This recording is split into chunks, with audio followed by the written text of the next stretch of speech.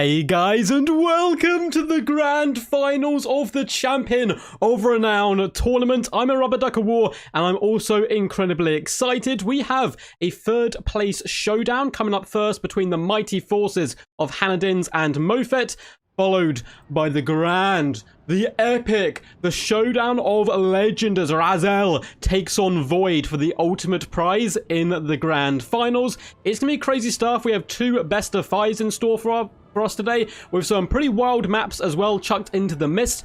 Almost all the maps today have one or two unique elements about them, which is going to probably throw our players off and force them to change their regular playstyle. We've got quite a few little secrets as well dotted here and there, including a special prize for the best army in the tournament, and you guys get to vote for that. So the referees, myself, as well as the sponsor today, have put forward their favourite army of the tournament. They are being put forward as Krablin, Falcon, and Papa Palpatine, and during that break between the third place game and the finals, you guys will get to decide who wins that cheeky little prize. I think it's a small cash prize as well, which is certainly good fun. So up first, we'll have Mofet. We had some connection issues with him the other day, so we're going to be letting him host instead, and hopping in there, which should be nice and easy. So let's drop him a little message. See if he's on it. Have you created lobby? Shoot a message, and I'll make sure I'm on online mode on Steam as well, so I'm not invisible to the world. Oop, there we go. Let's actually change that to away so I don't get any notifications popping in. And let's see if we have hello. Okay, he is online, which is good news for us. Very good news.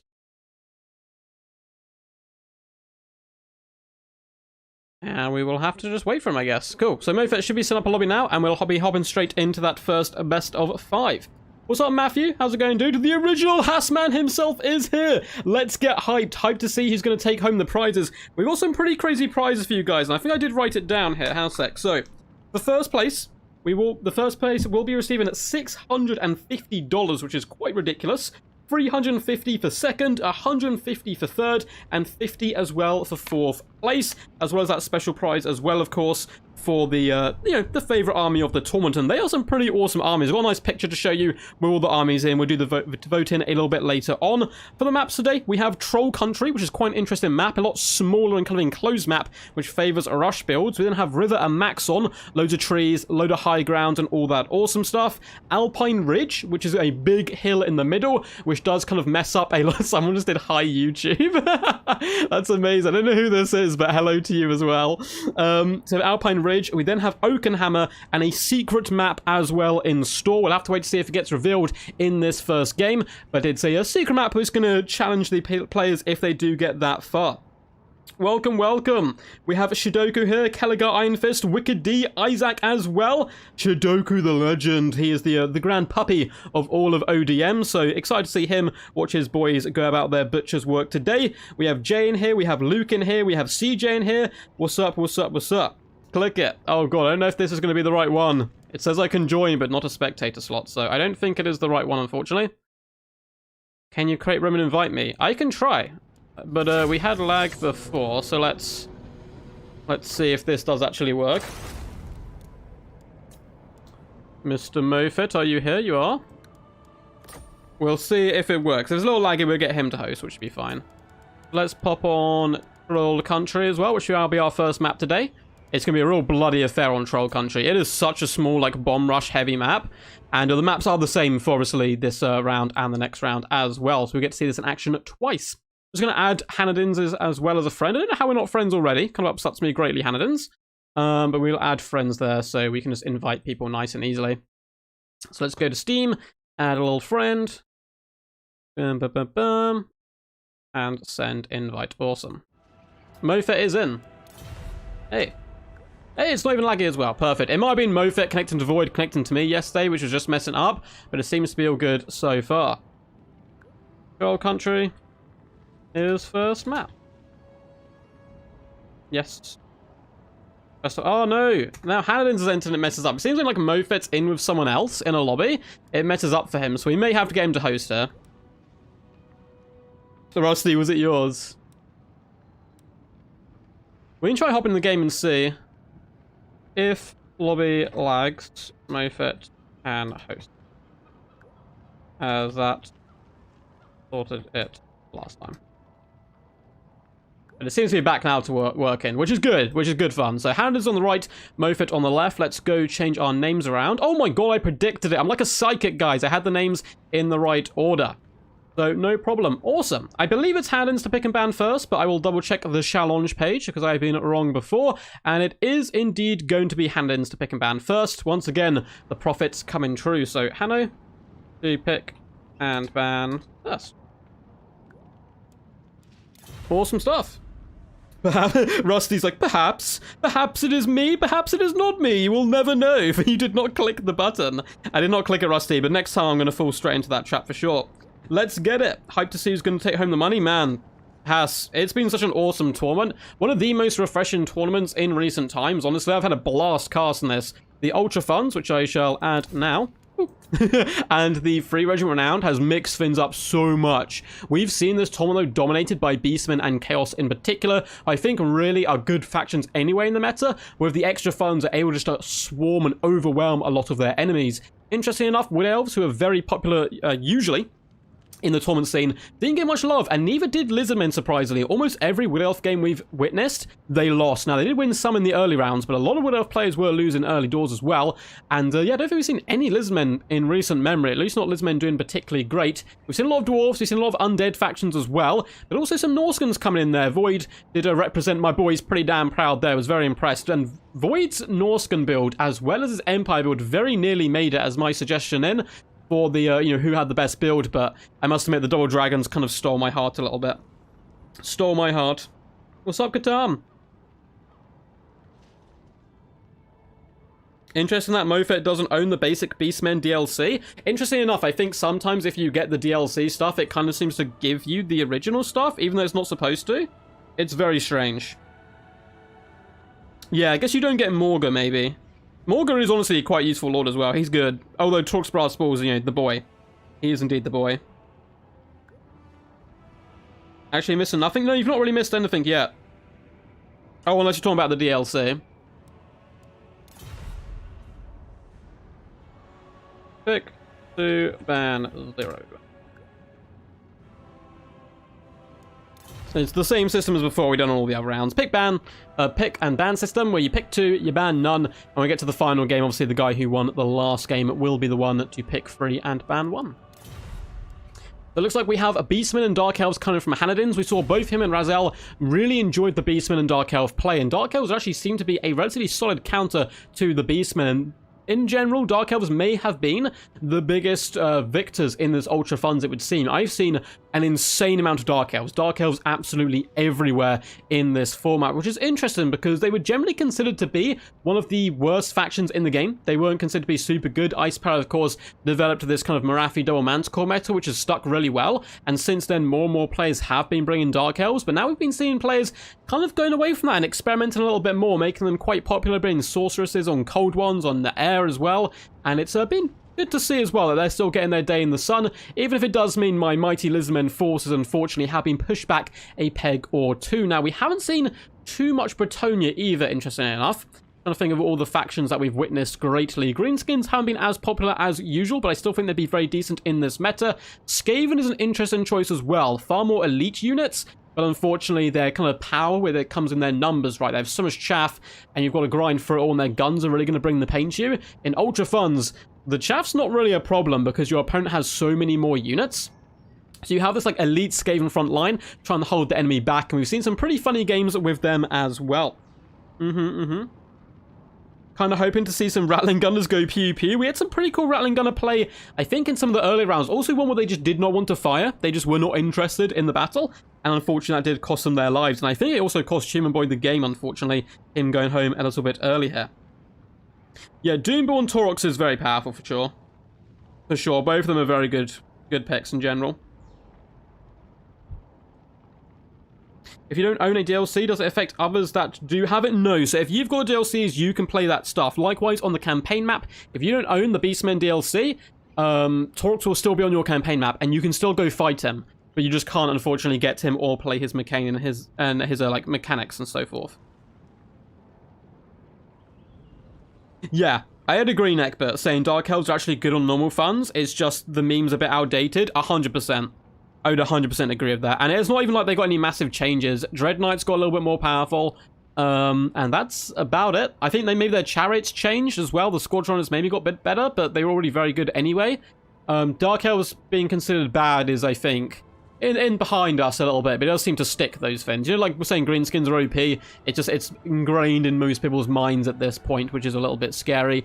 But I think the Ultra Funds, we've just seen more and more of them. Interestingly enough, I wonder why that is. Maybe just because they're this elite faction, you can actually bring more of their troops. Although it doesn't seem to have correlated too well with the High Elves, who we haven't seen any more or less of. We've seen games of High Elves, plenty of them. In fact, we've seen a bucket and a dragon play in the Ultra Funds, mainly though from Falcon, and particularly in one of his battles where he brought double black dragon, just spewing toxic gas over enemies and kind of rotting, unfortunately, their armor. So not a good fate for those guys. Not a good fate whatsoever. I'm hoping we get to see some more dragon play. Had a really good fun video out today, actually, based around a Star Dragon, trying to take on the mighty Horned Ones, led by Bowmore. And if you ever meet Bowmore, he's a lovely guy, but he is a very, very talented player, so you should often be scared. Strange, stream didn't start for me. So I was just sitting there until now. Oh no, sorry CJ, I don't know what happened there then. Might have had to refresh or something. Yeah, we've only seen like one Norska game so far, Matthew, but they won it, so hey, maybe they're, maybe Norska are the future. Oh, they're still very much carried by Marathi. Yeah, Marathi Aloys, I'd agree, is definitely the Dark Elf best choice, although I'd argue Supreme Sorceresses are still very powerful as well. So it is going to be Vampire Counts versus Dark Elves. An interesting play there by Mofit to go VC into Beastmen and Dark Elves. I feel like both of those factions have a good matchup against Vampire Counts. Now, it's arguably Beastmen have a bad time against Counts due to all that fear and terror, but you can make some really disgusting Beastmen boxes now with Taurox, a Jabberslife, and a Gorgon. Like, there's not much the Vampire Count player can do to, apart from trying to cycle charge it to death with large single entities. And from what we've seen, butting heads with the Beastmen entities tends to not go too well for anyone, but the Dark Elves is the smart option by Hanadins. Blackguard of Nagron, for example, are quite, frankly, ridiculously powerful here. I'm expecting to see probably triple Blackguard, maybe even 4 units of Blackguard, as well as double Assassins, but maybe with the Ultra Funds, the Counts will be able to bring 1 or 2 extra weapons to the table to drag down the Dark Elf player. It is Troll Country, not much room for kiting on this map, so I think the Dark Elves will have to go with that Danger Box style of play, rather than trying to pick apart and kind of drag the Vampire Counts all over the battlefield. Undefeated, let's go! Norska best boys! Indeed. I think we've only seen them once on livestream. And they did win, so hey, Norska are currently the best faction in the entire tournament. Once again, obviously got people joining, so I will obviously, you know, I think last stream, actually, we actually got to 100 people by the end, which is kind of crazy, but I'll mention this, like, throughout the stream. There's going to be an extra prize as well for the best army in the tournament, and they've been nominated by the referees, myself, as well as our lovely sponsor, and I'll be letting you guys vote on that in the midway point between this third place game and then the finals as well. And just to go over the prizes today, whoever does win the event overall will get $650. Whoever comes second will get $350. And these two guys here fighting for third place is worth a decent amount, because third place is going to be $150, and the person who finishes fourth will get $50, which 50 is normally like the rough estimate for whoever wins a tournament. So these guys have done very good to get this far, and they're getting rewarded as well for it. Do Black Guards beat Graveguard great weapons, I'm assuming is what you're saying there, CJ? They'll do absolutely fine against them, honestly. I mean, the Graveguard are a problem, for sure, but it's in this kind of the same situation against Phoenix Guard. There's other stuff to kill the Graveguard, and almost all of Vampire Count's punch either comes from Triple Blood Knights, or it comes from large single entities, which simply cannot touch the Black Guard. You also have Assassins coming with Web of Shadows, you have Marathi, or you could even get a Sorceress of Fire, who I think is a good pick here. Can, of course, do those lovely fireballs, but also the Burning Heads along the line of those Graveguard mean they're basically not a problem anymore. But the Wind of Death can be a nice counterplay here from the Undead. I've seen it work. Kazakin, Kazagit, Har, we may get to see some Dowie action now. In the finals, it's unlikely, but Mofet does play Dwarfs, so we may get some Dwarf action. We may do. Yeah, with the healing, they'll be able to win, I'm sure. But hey, that's, you know, using Magic up as well. Also, Geese Howard, honk honk. How are you doing today, champ? I hope you're all good in the hood. Welcome, Mr. Hyde, as well. A little bit of a slow start here. We're just sorting out the lobby and stuff, but the players are getting ready to rumble. And here we go for game 1. Good luck. Have fun to these absolute chads. They are the top 4 out of 66 players, which is a huge tournament. Very excited to see how this one goes down. We're about to jump into game 1. I think whilst we wait between game 1 and game 2, we're going to try and get our sponsor in here as well. Just to talk about the tournament, what he wanted for the tournament, what he's enjoyed and all that good stuff. But it is, I think, 3 in the morning for him. So hopefully we'll be able to get to him. I don't want him to stay awake too badly and feel like too ill tomorrow or anything. Win to death is very risky for sure. It's very slow. But likewise, if you pin the Blackguard of Nagrond in the front, they have to turn around and dodge. Unless you spot it straight away, these spells can be really hard to actually get out of the way of. You've still got a cold. Oh man, that sucks. That sucks so bad, dude. I had a like a migraine from Saturday all the way through to Wednesday. I'm feeling pretty good now. I actually had my COVID jab today. Not my first one, my second COVID jab. So apparently I might get some side effects, but at the moment I'm feeling fantastic and very excited to delve into all these games. So let's hop in here and have a look at the builds. It does look like there's a bit of destabilization, but it seems to be coming back, which is good to see. Again, as I said before, we have had internet problems with us connecting to Mofet. So if it is too laggy at any point, we'll let him host, and that solved all our issues the last couple of times there. We do have some Black Knights for Mofet on this left-hand side, as well as a mixture of zombies and skeletons in the front. If it is going to hold, hopefully, hold in the name of the Emperor. I believe in you, Mofet. I believe in your potato. It can do it.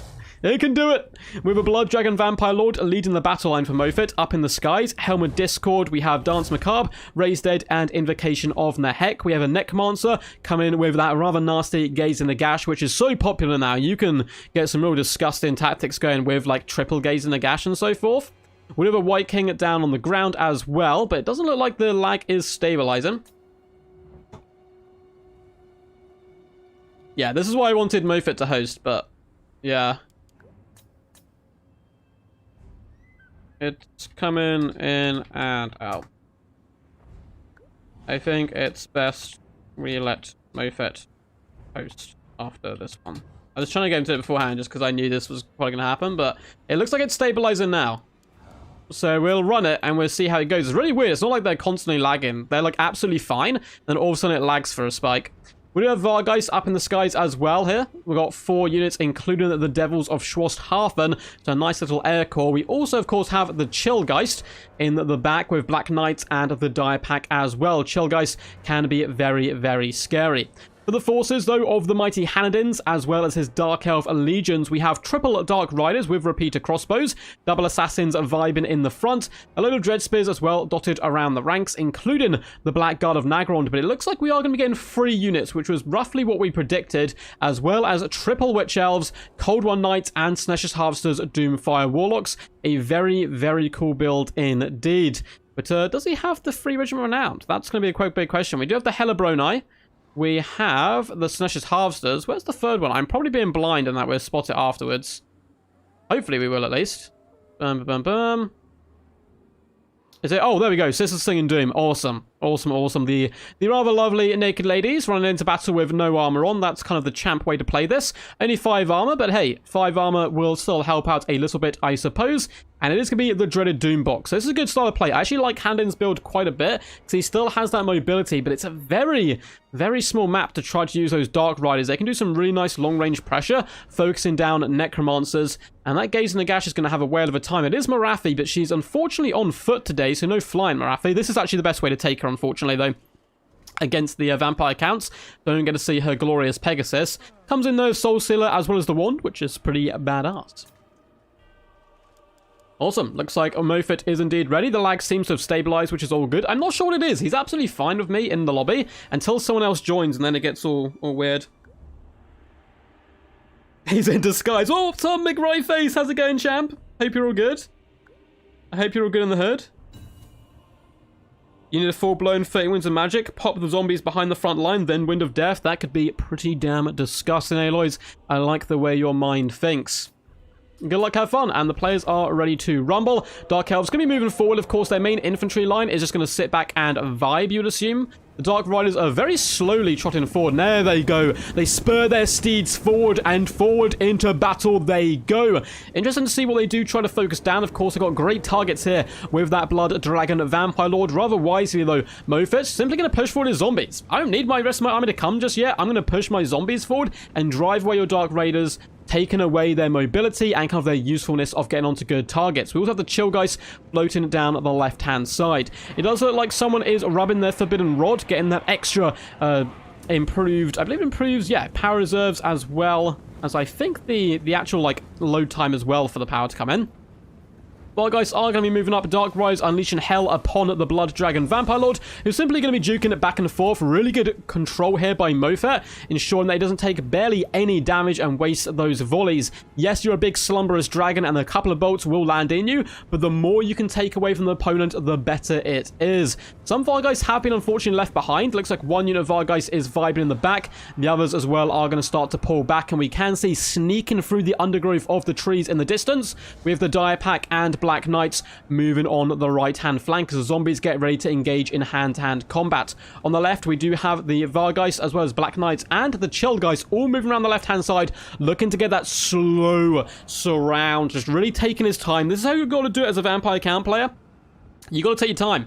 Get around your enemy. Of course, you are a little bit kind of bumbling forward with the zombies. There's no need to overcommit forces into the back isolated, particularly, for example, the Chill Geist here, because the Slash's Harvesters will dumpster this unit, but it could be a bit of a bait here. Hey, come get me. I'm nice and juicy just for you. And then we have the double Black Knights as well as the Dire Pack nearby, and it looks like that's just what this was. The Vampire Count player does pull out, but luckily Hanadins restrains his troops, pulls back his main army. No, no, no, you're not going to catch me just like that. And as I say that, the Cold Knights do get caught by the Chill Guys who do bait in a little charge, and it looks like the Harvesters are going to get connected on by the Black Knights and the Vargeist. A lovely, lovely target prodigy there from Mofet coming in. However, snappy counterpunch. Word of Pain goes down on the Black Knights, and we have Blackguard of Nagron back here. It is going to be a messy fight today, lads. We even have a Soul Stealer going down, but also a Dance Macabre buffing up all of these troops here. God, trying to get my words out there.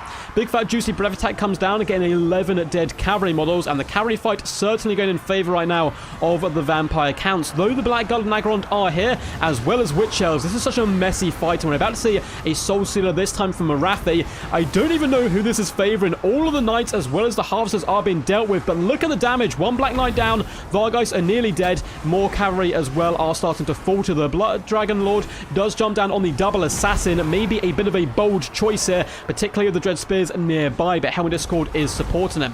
Elsewhere in the battle, the Dark Rise get caught up. Of course, Hanadin's Micro is all being used over on this far side right now, so double Dark Riders being forced off the battlefield this early is really rough. However, the infantry is getting butchered by the Dark Elf elite troops, Blackguard of Nagrond, as well as the Witch Elves buttering their bread. We do get a cheeky Web of Shadows go down on the Devils of Schwarzhafen, not a bad play. The other assassin is very low, but it does seem like the Blood Dragon Vampire Lord is going to be able to escape here. Not by much though, 1,900 HP. Really isn't a lot whatsoever on a dragon, but he does have access to healing, and that healing could prove pivotal here. Blackguard doing fantastic. The Vargeist really did take quite a pound in here, and it looks like they're trying to drag back, but they are crumbling. -9 leadership. We'll have to see if they stabilize. They do, popping up to 9 there. In the front line, the Dread Spears and the Sisters of Singing Doom are certainly making short work of zombies, as you would expect. Elsewhere, the Hellebroni up to 25 kills, chilling, vibing, and stabbing some skeleton warriors with their mighty blades. K-Knight Assassin and Marathi are quite safe in the middle still and relatively healthy. I wouldn't mind seeing the Assassin just constantly poking at the Blood Dragon Vampire Lord with that hand crossbow. Invocation of the Heck does go down on the Dragon Vampire Lord, which is good to see. Mofet did keep 2 units of Graveguard in deep reserve. I like this play. Slow balling it with the Vampire Counts is a very common and great tactic. And now he's pushing them up. Witch Elves try to surround the Necromancer. Not going to do them too good once the Graveguard do indeed get in there and get their hands around their necks. Blackguard, though, are just rinsing the zombies. Even the other Graveguard really starting to struggle here. And we still have Cold War Knights bouncing around the battlefield. A big, lovely breath attack rakes down the line of the Blackguard, shattering the Sisters and doing massive damage as well to the Cold Ones. Followed up a 1-2 punch as the Devils of Schwarzhafen then swoop in from behind. Does look like some more Vargheist do swoop on the Blackguard. Less good of a tactic here, as these guys are going to get absolutely beaten down here. Though the Blackguard will take considerable damage from the Vargheist. They have a lot of AP on the charge. Blackguard are continuing to hold, though. Vargheist are getting dragged down in their dozens. Assassin's still healthy. Marathi's still very healthy. Blackguard have started to surround and beat down the White King. Looks like we are about to see a big fat Soul Stealer as well. It's going to be quite a nice one, catching out a bucket ton of units. Both the Vargheist get caught. We also have the Graveguard getting shut down. The Blackguard are unfortunately getting forced off here, but they might have a chance to rally if these units start to crumble. However, I think the reserves of these Graveguard moving in may be enough to force off this unit of Blackguard, who's still relatively healthy here with 36 models left. 69 kills on them, though. They've had their good day. They're going back to Slaanesh, and it does seem like the Vampire counts starting to claw their way gradually, slowly, as the Vampire counts often do, towards victory. And yet another fantastic breath attack. I must admit, Mofet's micro with this dragon has been phenomenal, doing massive damage to Blackguard and following up with a Helm of Discord, taking a massive chunk out of Marathi, and she goes down in like 2 or 3 hits. You don't mess with the dragon unless you want to get bit. That was a masterclass by Mofet there, and the Vampire counts very impressed, and he is going to be taking the first game in this best of 5 third place game. Really good work. Very patient play. Picked apart Hanadin's. He was trying to bait out that cav in the back. That's a really nice play, but Hanadin's didn't fall for it. Unfortunately, though, did eventually get picked apart due to the good micromanagement coming in here from Mofet. 3,800 damage value and 65 kills on the Blood Dragon Vampire Lord. Mwah.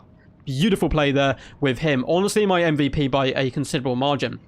Necromancer didn't do too much. 990 value on the White King is very tasty. Zombies and Skeleton Warriors did okay. Really low hundreds, but they're born to die.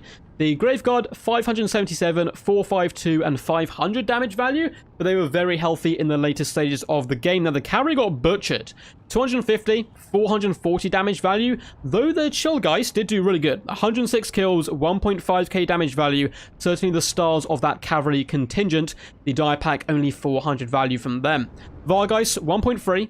590, 1.1, and 880 damage value. It's really cool to see Vargheist. This unit for so long were considered memes way back in the day. Ever since their buff, they've been getting included more and more in the Vampire count builds, and it's really fun. This is a really cool build. I do approve greatly. Likewise, Hanadin's really solid build, 2.6k damage value on Marathi and 72 kills is tasty. The Assassin's 800 and 1.7k damage value on them.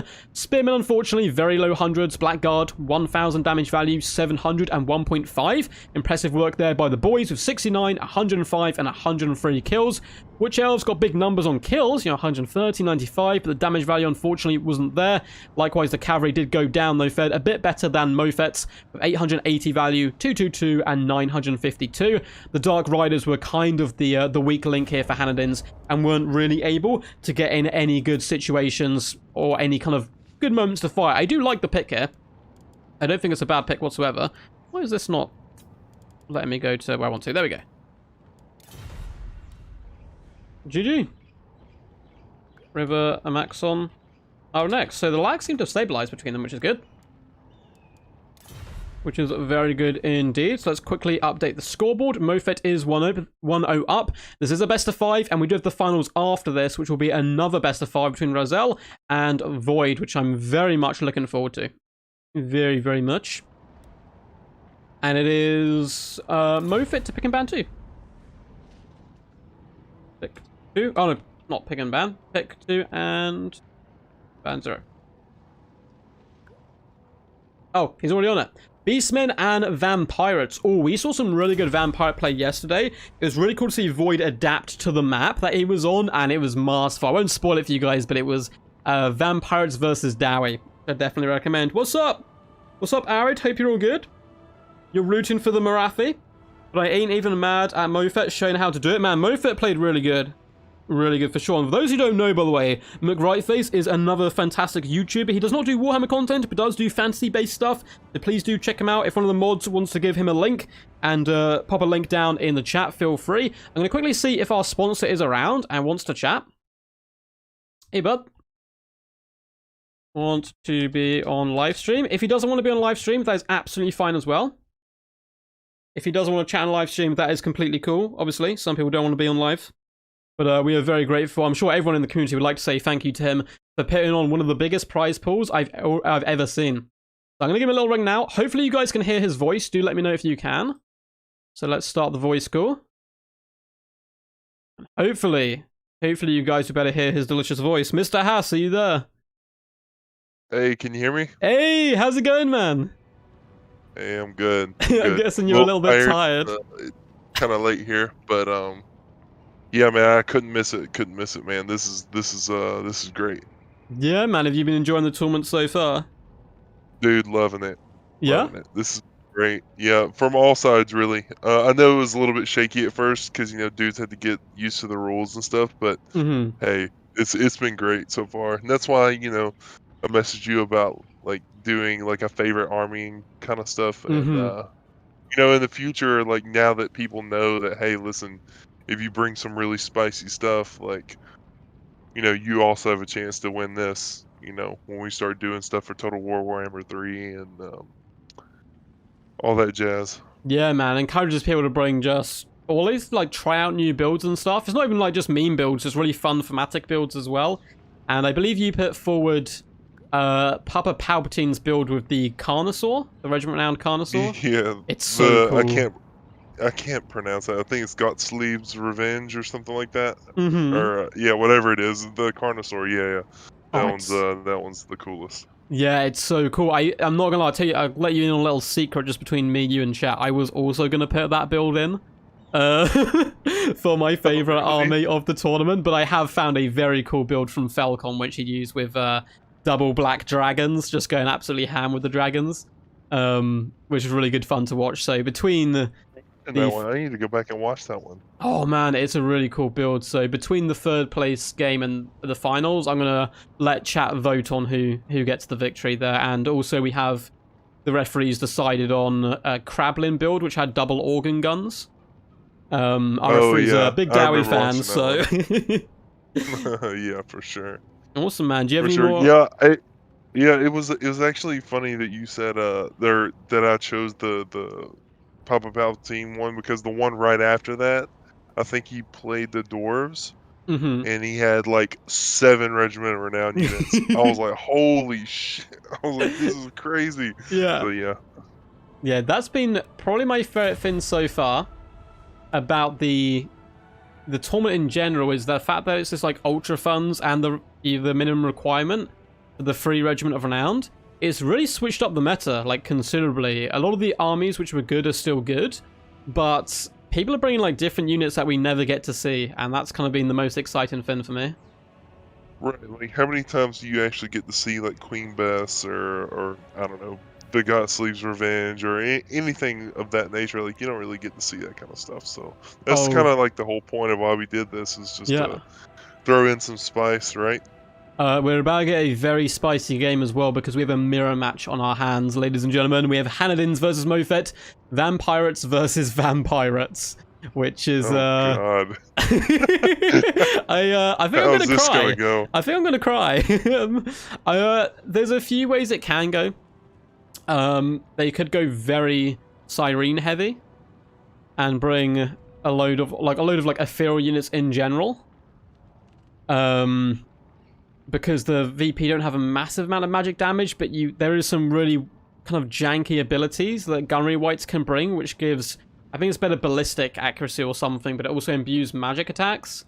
And so you'll see a lot of VP players, when they come against Vampire Counts, for example, and they're expecting Syrenes, you drop this on one of your infantry units, and all of a sudden they start carving through the Syrenes. It's just one of those creative ways Vampire players have found to kind of deal with one of their main weaknesses. Couldn't you also bring, like, the Shade Race? Oh, well, the Shade Wraith Gunners? Yeah. Yeah, for sure, man. I mean, they're going to be pretty good at exchanging gunfire because of their ethereal state. I think it's going to come down to what the players do. They've kind of got 2 main tactics here. They either have to rush or try to outshoot the opponent. I've seen both sides work, but we may get a big old crab rush, which I'll be very excited for. A crab rush. What does this mean?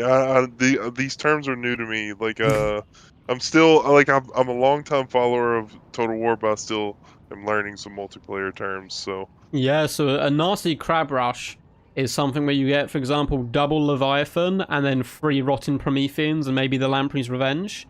You just bring all the large, heavy-hitting like monsters you can bring, and you just bomb rush the enemy as quickly as possible. You close that distance. And this map, there is some tree cover and stuff, so it's possible they're thinking about it. Or it could come down to both guys just sitting back and shooting each other. So, are there rules in this? I think you mentioned it was called fruit rules, right? Are there rules for like how many? I don't know. Say like Necrofex Colossus you could bring, or yes, I don't know, anything of that nature. Yeah, there's limitations on a lot of the units. So some of them are limited, like you can only have 5 of this unit, but it does change a bit. For example, you got Peasant Bowman. There's Peasant Bowman with fire arrows, Peasant Bowman with pox arrows. So you could have 5 of any one, but between them, if you mix them up and kind of have some of each, you can have a maximum of 7, and that kind of stuff. So it can get a little bit confusing, but once you start to learn the rules, it's not too bad. And to be honest, going into Game 3, for at least the first little while before they introduce all the other stuff into the game, it's probably going to be the best time for new players to hop in, because there's only going to be, I think, 6 factions, they said. So, or 6 or 7 factions. I think there's the 4 demons, Cathay, Kislev, and Ogre. So yeah, 7 factions on release. So we might not even need these type of rules there, but once all of the factions come in, it kind of depends on how hands-on CA want to be of kind of like sorting out their unit caps and stuff. Yeah, I see. Well, do you have like a favorite like ROR unit that, I don't know, say you were to play campaign or multiplayer or whatever, like it's just like, dude, this is a must get every time I see it? Oh, it's not a must. It's not one that I use all the time, but like thematically, the Star Chamber Guardians for the Temple Guard, they're just so cool. The whole lore behind them, the fact they're wearing the skulls of like former Temple Guard as well, and it imbues like some of their knowledge and power to them. They fight to the death. They got like awesome halberds as well, that blue glow. You can't get much better than them. So is it kind of like a lore friendly like ROR unit? That's what makes it kind of stick out for you? So I know in lore there was actually another unit of Temple Guard as well, which I was kind of hoping for, but would be very unlikely. It's actually an undead unit of Temple Guard, which they were holding a bridge to protect a Slann, and they fought to the last Temple Guard, basically, to hold it and wouldn't retreat. And the Slann gets off the spell and kind of saves the day in typical Slann fashion. But because they were, like, so great at their job and they fought to the death, they were mummified, and they were kind of, like, brought back to life as well by the Slann to fight in, like, times of need. So that is a unit I would love to see from lore to, like, come into the actual game. But yeah, I'm a big fan of Lizardmen lore in general, so I must admit, I'm a little bit biased to the Dino Boys. Right. I mean, yeah, I always like playing the dinos. You know, I think their ROR units are really fun. But I think, honestly, and this is going to sound weird because we are seeing a mirror match right now, my favorite one is the, I can't remember the exact name of it right now, but it's the Necrofex ROR. Oh, the flamethrower. Yes, yeah. I am just praying that one of these guys brings it, because that would just make me so happy. I mean, I don't know if they will, and honestly, they need to do what they can to win. Yeah. But if it fits within the strategy, I would just be freaking psyched.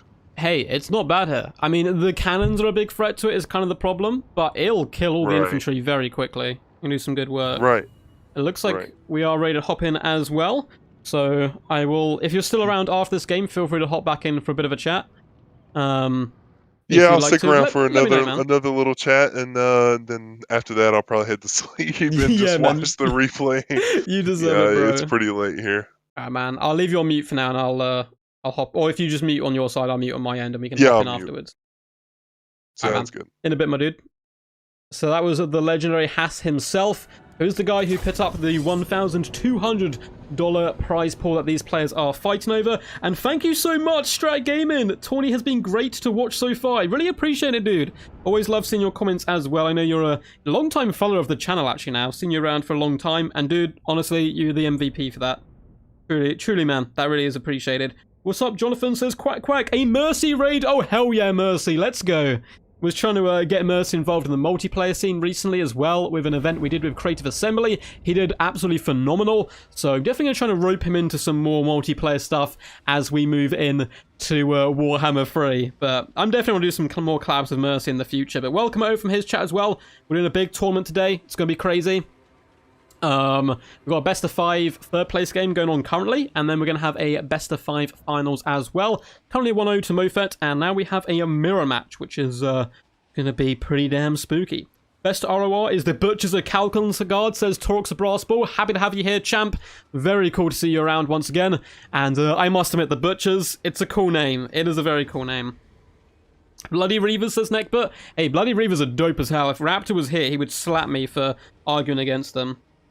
More battles before work, and yeah, massive shout out to Wicked D and Logic for refereeing this tournament as well. We haven't had too many rule breaks, which is quite... I thought it would be a lot due to the prize pool, but I think Ultra Funds makes it kind of hard to break attacking rules and stuff, so it honestly really hasn't been too much of a problem.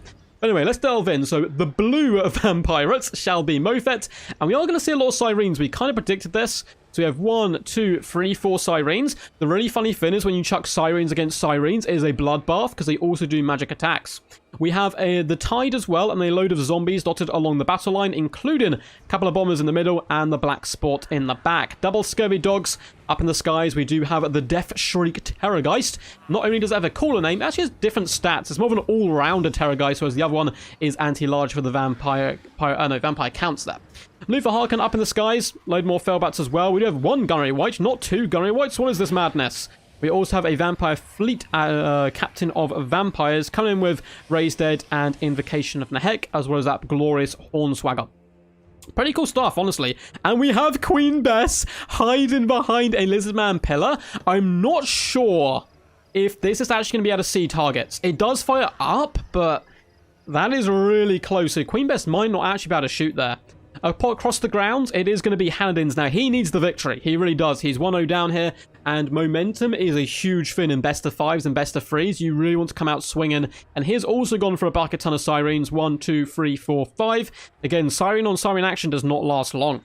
We have a double Gunnery Whites from him, which is going to give him an advantage in the ethereal fight due to their abilities. And then we have the Lamprey's Revenge, and I can tell you guys, I have a video coming out. I've done, I think, 3 videos in advance, so it's coming out somewhere over the weekend. I have a video about the Lamprey's Revenge, and they basically... I'm not going to spoil it, but they are insane.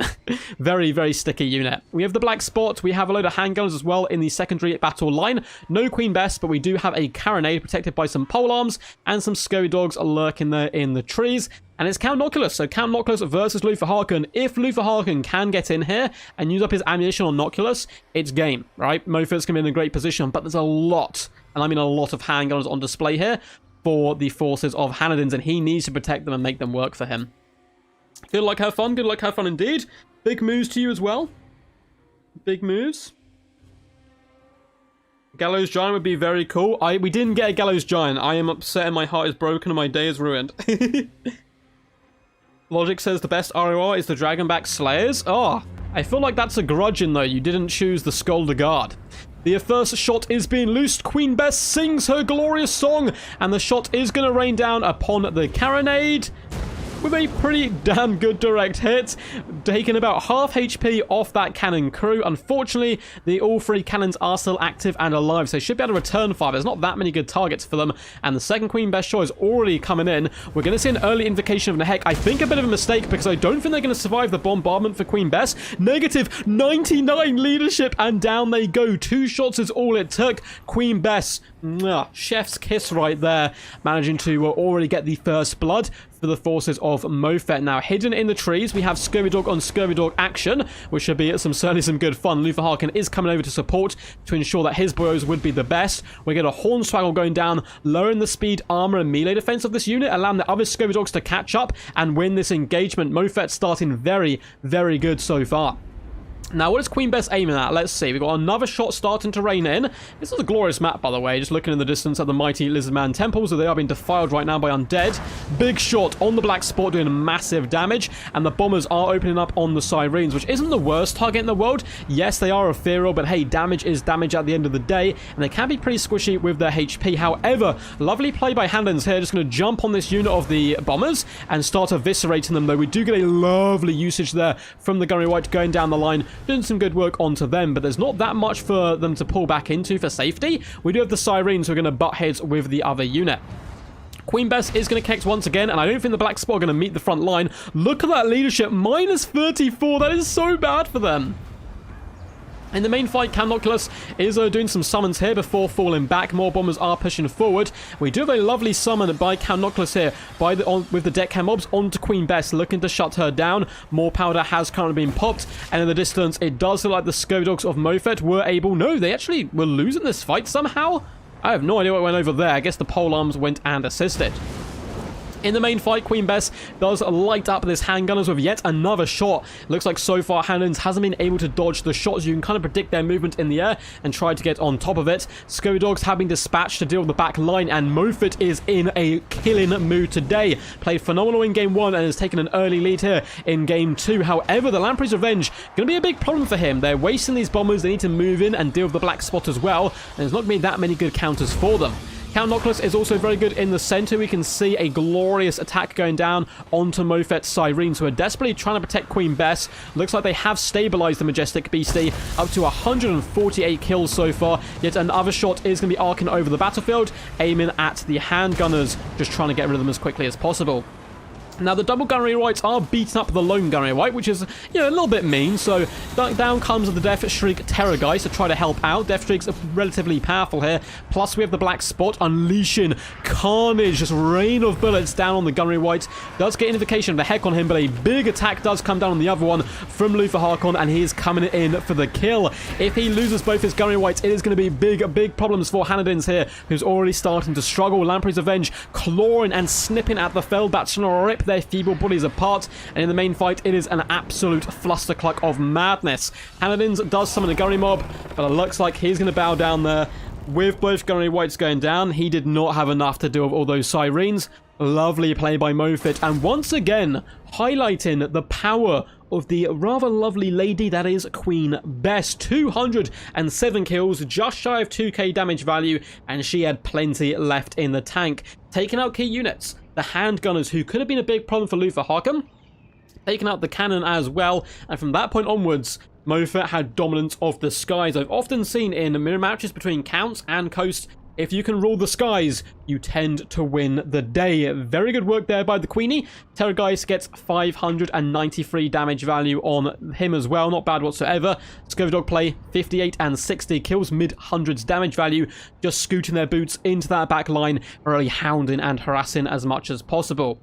Feldbats did okay, but, you know, just doing their job, annoying the enemy. The Black Spot did fantastic. Good target priority by Mofet. 1.3k damage value on them, wasting those crabs from long range. Now, the bombers did okay. I mean, mid-hundreds for the damage value. This unit was a little out of position, unfortunately, got shut down really early on. Sirens, not much value across the board whatsoever. I think that is going to be the same for all the Sirens. Really low scores in the very low hundreds, unfortunately. And let's see, the Gunnery White 850 damage value is pretty solid. Caster got 0, but was more of a support today. Luther Harkon 730 value, whereas Count Noculus only 300, just bogged down in zombies and losing both Gunnery Whites. They both did okay, 800 value apiece. We got twins, they got the exact same value, which is pretty funny. But once they'd gone down, it was, I think, always going to be a losing fight. And all the handgunners got shut down by Bess. Bess, OP perhaps? Question mark. That is a tale for another day. The Lamprey's Revenge didn't really get going, only 400 value, but were just bogged down by wave after wave of zombies. So up next, it shall be Alpine Ridge. GG's. GG's indeed. And let's quickly update the scoreboard here. So Mofet coming in 2-0, doing pretty good work. I have seen bigger reverse sweeps. We once had, it was a game between Alfredino and Vicious Satsuma, which is probably like two of the greatest players ever on the game, playing in the best of 7, and it had a reverse sweep in it, so definitely go check that out at some point. It was a bucket ton of fun. It was a bucket ton of fun. Well played to these guys once again. Alpine Ridge shall be the map. I'll get them set up. Alpine Ridge is the map, and then we'll get our sponsor back in here as well for a few final words. I think he's heading to bed. It's like 4 o'clock in the morning for him right now, so I think he's going to come back and watch the replays. Ah, that's that glorious stuff. Awesome. So, Hanlon's is going to go Chaos and Beastman. Two factions we've seen a lot so far in the tournament. Very, very popular. I think I changed the scoreboard. I did indeed. So let's get our sponsor back in here. And see if he wants to say any more words while we wait for these guys to sort out their builds. Got to root for more games now. Let's go with Hanadins. Yeah, guys, Hanadins needs your power. He needs your power so we can get as many games in as possible. Hey, what's up? Yo, what's up, man? You have returned? Did you enjoy the mirror match? Dude, it was actually a lot more action-packed than I thought it was going to be. Yeah, it's So, I thought, yeah, it's weird because, they actually have ranged artillery units versus, vampire counts, but... It's a weird one. It's one of those matchups I always feel like it's going to be a terrible mirror match. But I think I've only done it 2 or 3 times on live stream, and every time it's been really awesome, where both players have gone for a different style of play. And the coolest thing is we've been seeing a lot of Queen Bess in this tournament, which is something we don't get to see terribly often. Right, exactly. And that's the whole point, right? Just to get those super fun units in there, man. That's the entire point. Yeah. And So, I mean, it's worked, man. We've seen some crazy stuff in this event. Oh, agreed.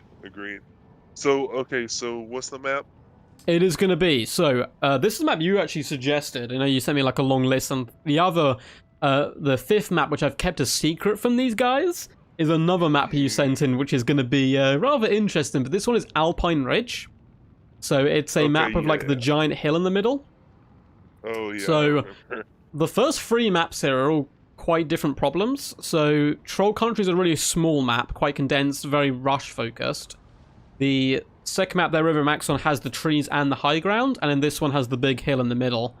Map 4 is Oakenhammer. Yeah, if I'm not mistaken, Alpine Ridge is you both start on both ends of the hill, and it's you don't have a straight line view of your other guy. It's kind of like a U shape. Yeah, and you gotta have to display your army throughout that. So it's kind of a risk, right? Because do you push the hill? And then your opponent might get there first, get the high ground. You kind of got to take those risks, or whip some skirmishes around the flank or flyers, just to get that little sneak peek at your opponent's build. But it does remind me quite a lot of actual, in historical fights, what people used to do. One of the main reasons skirmishes were brought to a fight, like javelin throws and stuff, isn't just really to do damage. They don't do too much. They kind of annoy the enemy. It's to hide what your army's doing behind it and how it's deployed. And I feel like Alpine Ridge kind of simulates that in the way where you can't really prepare for what your enemy's done until you're right on top of each other. right, agreed. Particularly with I think we're getting Norska v Chaos, so it's just rush v rush. Let's punch each other in the face as much as possible. So what's been your favorite faction to watch so far? I really enjoyed Void's Norska play yesterday. Yes, the double war shrines. The double war shrine was awesome. That was really cool. I don't think I've seen that before. We don't get to see much Norskan play in competitive play at the moment because they're considered one of the weaker factions, though they still have their place. But I think maybe with Ultra Funds and kind of overwhelming your opponent with these large, expensive mammoths could prove to be quite good. And Chaos is an interesting matchup. It's relatively even. I would argue very slightly Chaos favored due to their halberd advantage. But I'm looking forward to this. Any units that you want to see today? Well, I mean, right now, I just want to see, these guys just have fun. Honestly, as long as they're having fun in the process, that's the entire point of it. But with Chaos, I mean, obviously Summoners of Rage is a fun one. Swords of Chaos, lore based, that's always a super fun one to see. Yeah. For Norska, what's the Skin Wolves ROR? I can't remember. The Moors of Savagery. What a shout! Yeah, they're one of my favorites for sure. Right, and then doesn't Norska they have an ROR War Shrine, right? Or War Mammoth? Yes, they do, and I think someone in chat is yelling for it. Yeah, Michael, let's just put out, we need the Soul Crusher. It's the Soul Crusher. It's a huge mammoth. Right now. Yeah, that's funny. Which can shrug off damage. It has a rage ability, which gives it massive resistance and stuff. So I'd love to see that in action as well. Without giving too much away, is there any sneak peeks you want to give to anyone watching of any tournament ideas that you might want to be doing in the future? Oh yeah, yeah. Oh, the stuff that I had sent you before. Mm-hmm. You might be better at explaining it because it's like super late here. Oh But man, yeah, okay. So yeah, yeah. just give you guys watching on stream today, you're getting a little sneak peek of something that may be coming relatively soon to you. Maybe for Game 3, because that'd be really easy to sort out with the factions and so forth, where much like when you play tabletop, you get given kind of missions, and these missions sometimes restrict your armies. So for example, you can do something like behind enemy lines, where you're allowed to take additional vanguard troops, or there's one where the winds of magic are really low, so you can't bring mages and that kind of stuff. And there is an idea perhaps we'll be able to do a tournament based around there. I'm not going to delve too much into it because I know we've spoken a bit more and have some really cool ideas for it, which I'll save for now and maybe release at a later time. Yeah, yeah. I mean, I'm all about bringing spicy stuff to the table. Yeah. You know, so I'm trying to mix it up, right? So Mm, obviously, with the third game coming out soon, in which I'm sure we're all excited for. I'm super excited for. mhm. Already got it pre-ordered and everything, and just I'm sure as everyone else here has as well. But um, like once we get used to that, and once the original tournament rush kind of dies down, I was thinking maybe we could do some spicy stuff like Oh, for what we had sure. talked about, and kind of throw a wrench in some stuff Oh, and see 100%. what these guys got. So Yeah, definitely, man. And I like, on behalf of the community, because I know they would say the same thing as well, massive thank you to you, man, for one, coming up with this idea for the tournament, but also sponsoring the event, pushing it forward. It's really appreciated, man, and it has, in the kind of wait, particularly between the last DLC to Warhammer 3, really put a smile on my face and kept me motivated and keeps me going until the next game's coming out. dude, no problem, man. Like I said before, I think I said this in general chat as well. Like this community's been pretty freaking awesome since I finally became a Total War fan and started playing it, and been pretty much playing it nonstop since then. Well, Even though I'm still really bad at just campaign and stuff, but hey, you'll get good, yeah, I man. It takes mean, time. It takes time. yeah, for sure. I mean, I just don't have a lot of time to play it, but at the same time, like I try to. This game's just a lot of fun, and Hmm. the community's been great. Yeah, man. So if I have a chance to give back and help some people in the process, then why not, right? Let's make a fun little thing out of it, and we have. So, or you have, especially. You think you've done a great job this tournament. So, Now, thank you so much, man. It looks like these guys are about to get ready to rumble. So, alrighty, yeah, I will all right. I'll leave you to your devices. I am about to pass out. Good go luck to get some everybody sleep, man. It's like involved. 4 in the morning. Hey, listen to the winners Hmm. of the upcoming uh, chat decided prize, to the winners of third and fourth place, and to the winners and runner up of the entire tournament. Congratulations. Just message me on Discord. I am in Rubber Duck's Discord list as the original Haas, I think. And you have to send me a Discord about your PayPal and stuff, and I'll get that to you as soon as possible. Probably when I wake up. And yeah, Yeah, no worries, man. I'll get them. I'll let them know who you are in Discord and stuff afterwards, anyway. But thank you so much, man. Enjoy your rest, dude. You deserve it. I hope you enjoy the watching this back tomorrow morning with the replays and stuff. I'm sure I will. Good luck, guys. Cheers, bro. Catch you later, man. See ya. So that was our lovely sponsor for today. Honestly, an all-round awesome dude. He's been nothing but kind and come up with loads of awesome ideas, trying to get some creativity going in the community with some fun tournaments. And this tournament's been so much fun to run. So massive shout out to him once again. You can say thank you to him as well in my Discord. He is called The Original Haas. And these guys, well, we will be receiving some rather lovely prizes from him. So, let me quickly leave the call on Discord so that doesn't interrupt us. And let's hop back into the game. So for the Forces of Mothep, doing a really good job so far. 2-0 up here in this best of 5 series. If he takes this, he will be taking home the $150 prize for third place.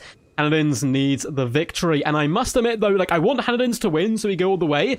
but it's hard to root against Norska. Look at these boys, crazed Viking barbarians in the front, Marauder Berserkers dotted all the way along, including a couple of Marauders with great weapons.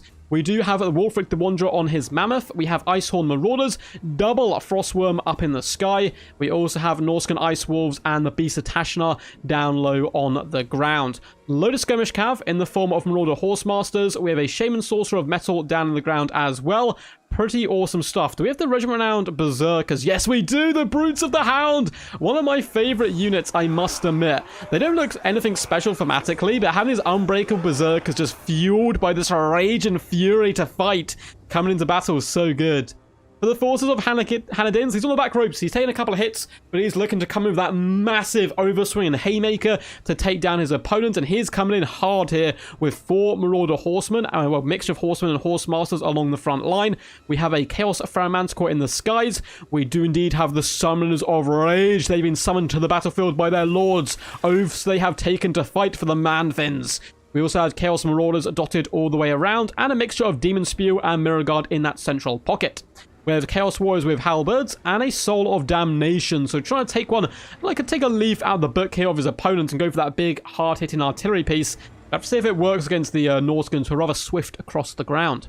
We have Chaos Chariots. We also have Archaon the Ever-Chosen, a fantastic pick with Slayer of Kings, Burning Head, and Cascade and Firecloak. With Slayer of Kings popped, he can really slaughter his way through a bucket ton of enemies. We also have 1 unit of Chaos Spawn. Big fan of both builds.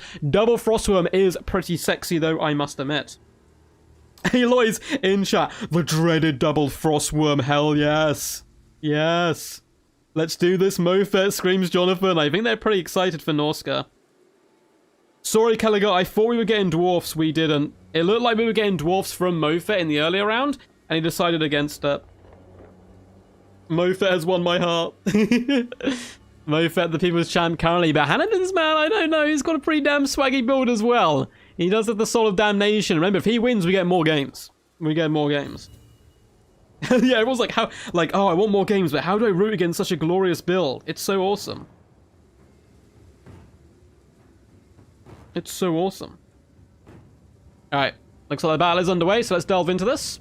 The Norskans instantly try to take the high ground. That Hell Cannon shot will be raining down upon the Beast of Tashnar. Not able to claim one of the vile doggo's lives, though. They are able to juke it back and forth a bit there. The next shot is instead going after the Ice Wolves, who once again are able to juke. So it seems like the Chaos quite happy to sit back. Hey, I don't even want to fight for the high ground. I'm not going to push, and this is something you can do. You can sit back. If you're still attacking, you can see your main force back and be like, no, you got to cross the battlefield all the way to me and come fight me on my terms. I don't want to come to your grubby hill because I know I'm not going to win that fight up there. Horseman v Horseman. We do have a load of Horsemasters in front for the Norskans. Not sure if I mentioned them. I think I like half did this build and give the whole thing. So we've got Wolfric and the Shaman Sorcerer. I got a little excited by the builds there. Frostworms are going to be taken. Nope, looks like their Hell Cannon is actually going after the Brutes of the Hound. Not a bad target. We'd like to see them go after the other Berserkers because they are breakable, whereas the Brutes of the Hound, you have to take them down by sheer force of will. Hell Cannon's going to continue to open up some shots, looping one up and over. Trying to aim here for the Shaman Sorcerer Metal. Not a bad target whatsoever. Final Transmutation is going to be really scary on a defensive build like this. Horsemen launching Javelins in, currently going after the enemy skirmishers, but now being turned away by the beating drums of the Demon Spew, who are pushing forward alongside their Chaos Marauder allies. Norscan Ice Wolves continue to float around the flanks, as do the Frostworms. The main Norscan infantry line is taking its time, and this is a big problem for the Shaman Sorcerer of Mofet, who's getting annihilated right now by that Hell Cannon pressure. Ice Wolves did attempt to float into the trees. Summons of Rage have now been revealed. Always good to try to spot those points. But this is a big mistake by Mofet. He's not noticed that his Shaman Sorcerer is in dire straits, trying to micromanage in the front. He needs to start popping some spells now, or he's going to have to do this entire fight with no magic, and that extra shot's going to come in. Probably going to be enough as well, I would argue, to break it from the battlefield. Looks like a little bit of lag has set in once more, but hopefully it should clear up. It was good for the last 2 games.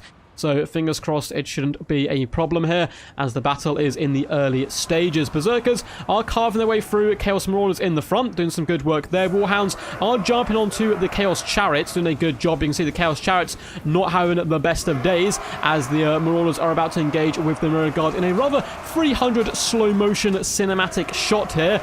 Again, these guys are trying to connect from around the world, and there is a little bit of lag here and there, although to be honest, the lag's been pretty good so far with these guys. Mighty War Axe does come cleaving down here from the Marauders with great weapons as they engage with the Mirror Guard.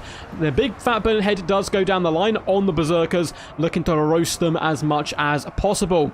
Does seem like the Shaman Sorcerer has been forced off, and if nothing can shut down the Hell Cannon, it will be goodbye Sweet Prince to the Shaman Sorcerer of Metal in general. Hell Cannon shots continuing to launch in. And so they were saying good luck, have fun. Does seem like it's starting to stabilize a little bit and starting to get a little bit more rolling. It's a little bit choppy as the Ice Wolves are trying to hunt down the Horsemen here in the central pocket. Frostworms are coming with some big fat breath attacks going down the line on the main fight, and this is going to be really nasty for the Mirror Guard. Oh no, this is going to be so bad. Look at that attack down the line. The Mirror Guard takes so much work there, eviscerating them and actually giving the upper hand to the Marauders with great weapons. Loaded javelins do come in. They are aiming at the Frostworm at the moment, who is desperately trying to engage with the Feral Manticore or dive down to the Soul of Damnation. We do see that the Wolves have attempted to get in the back here, but Halberds going to be shutting them down and putting them in their place. Very close fight so far. Hopefully the lag does dissipate here. It's a bit strange. Like, the last game there was 0 lag. First game there's no lag after the first, like, 2 minutes. But Zinch is having a little fun here. Having a little fun. I'm on 99% sure, unfortunately, it's on Mofit's end because it kept doing it last time as well. Exactly. A duck is never late. He arrives precisely when he means to. You've missed a couple of games, man, but there's plenty left. We have a best-of-5 finals on the cards, and this is a best-of-5 third-place game. And hallelujah, the lag does seem to have passed here, which is really good news. I didn't want to curse it there, but Frostworm does manage to juke between some Horsemaster shots. Big Fat Boat does come down in the back there, hunting down the Warriors, but not doing too much damage. Wolfric the Wanderer is getting down and dirty with Archon the Everchosen, which isn't going to be too good for him. Because, I mean, if he gets 100 champions down, which he does have down, he can slap up the Everchosen relatively well. However, Slayer of Kings will mean Archaon can just cut off the head of Wolfric really, really easily. A lot of the Norscan infantry has started to be destroyed right now, though, and I think Chaos are in a good commanding position. More of the Berserkers are jumping on top of the Horsemasters with some of their own Horsemasters. Frostworms in the skies are still very powerful. They've not been able to deal with this pesky Feral Manticore, and this is a big mistake. Like, everyone always chucks Wolfric the Wanderer into enemy combatants. Doesn't mean he can't be slapped back as well, and it looks like Archon is comfortably dealing with him now, taking basically no damage and chopping his way through Wolfric, who needs to get out of this dangerous situation. Go in there with the Beast of Tashnar, surround surround Archaon and start dragging him down, or good him out with all of your entities. But there's so many halberds left on the field. It looks like Hanniden's in a really, really dominant position.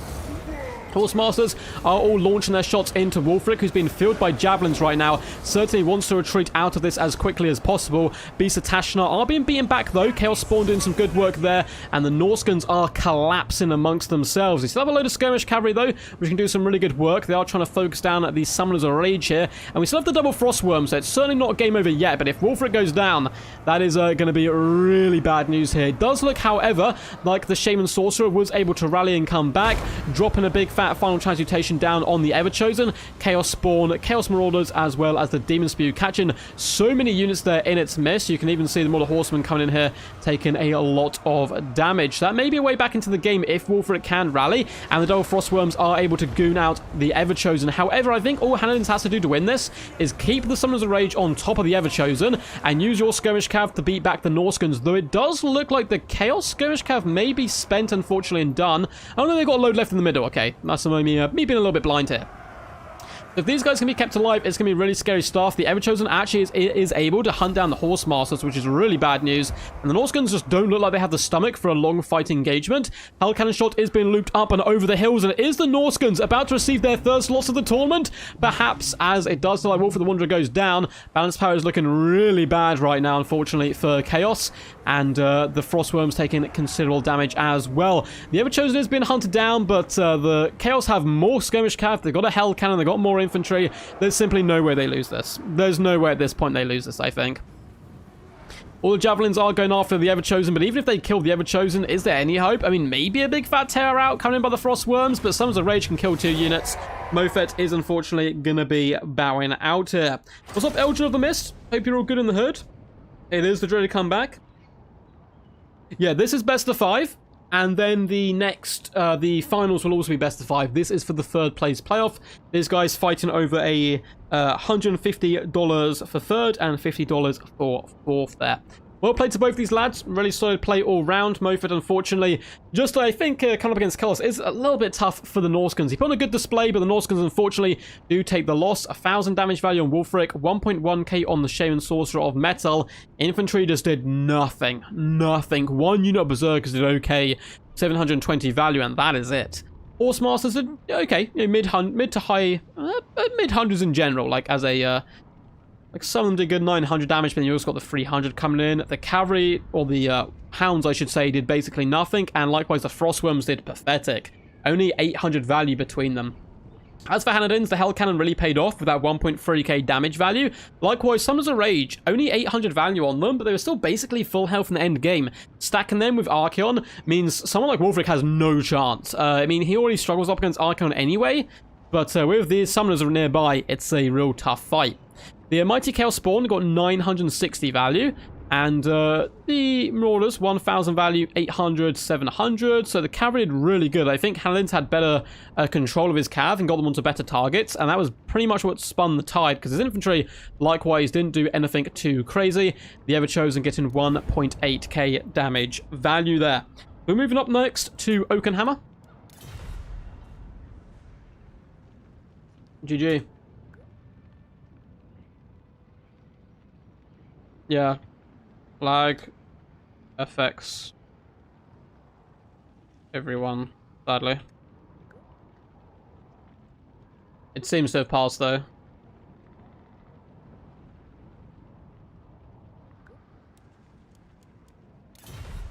But yeah, lag in this game isn't like lag in something like Call of Duty, where like it just affects you, and on everyone else's screen you're doing something else. This will affect every single player playing, including myself watching. It's all done on like one thing, but GG's nonetheless. It was still a good game, despite the lag issues we had there. But as we spoke about before, like yeah, it's something we have to contend with some of these players trying to connect from across the world. First two games there was no lag there, which was nice. So hopefully it's settled down a little bit here. Yeah, it's a tough matchup for Norska. It's definitely doable, but it can be rough. I actually think javelins can be pretty good there, for sure. Oakenhammer is next map.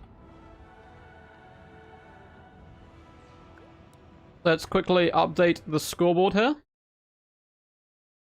It is 2-1. Hanadins fighting back rather bravely there up against the Wrath of Mofet. And now, that can do a lot to the psyche. That can get him some confidence. He's going to be feeling that he can come back here. And Mofet might be unraveling a little bit.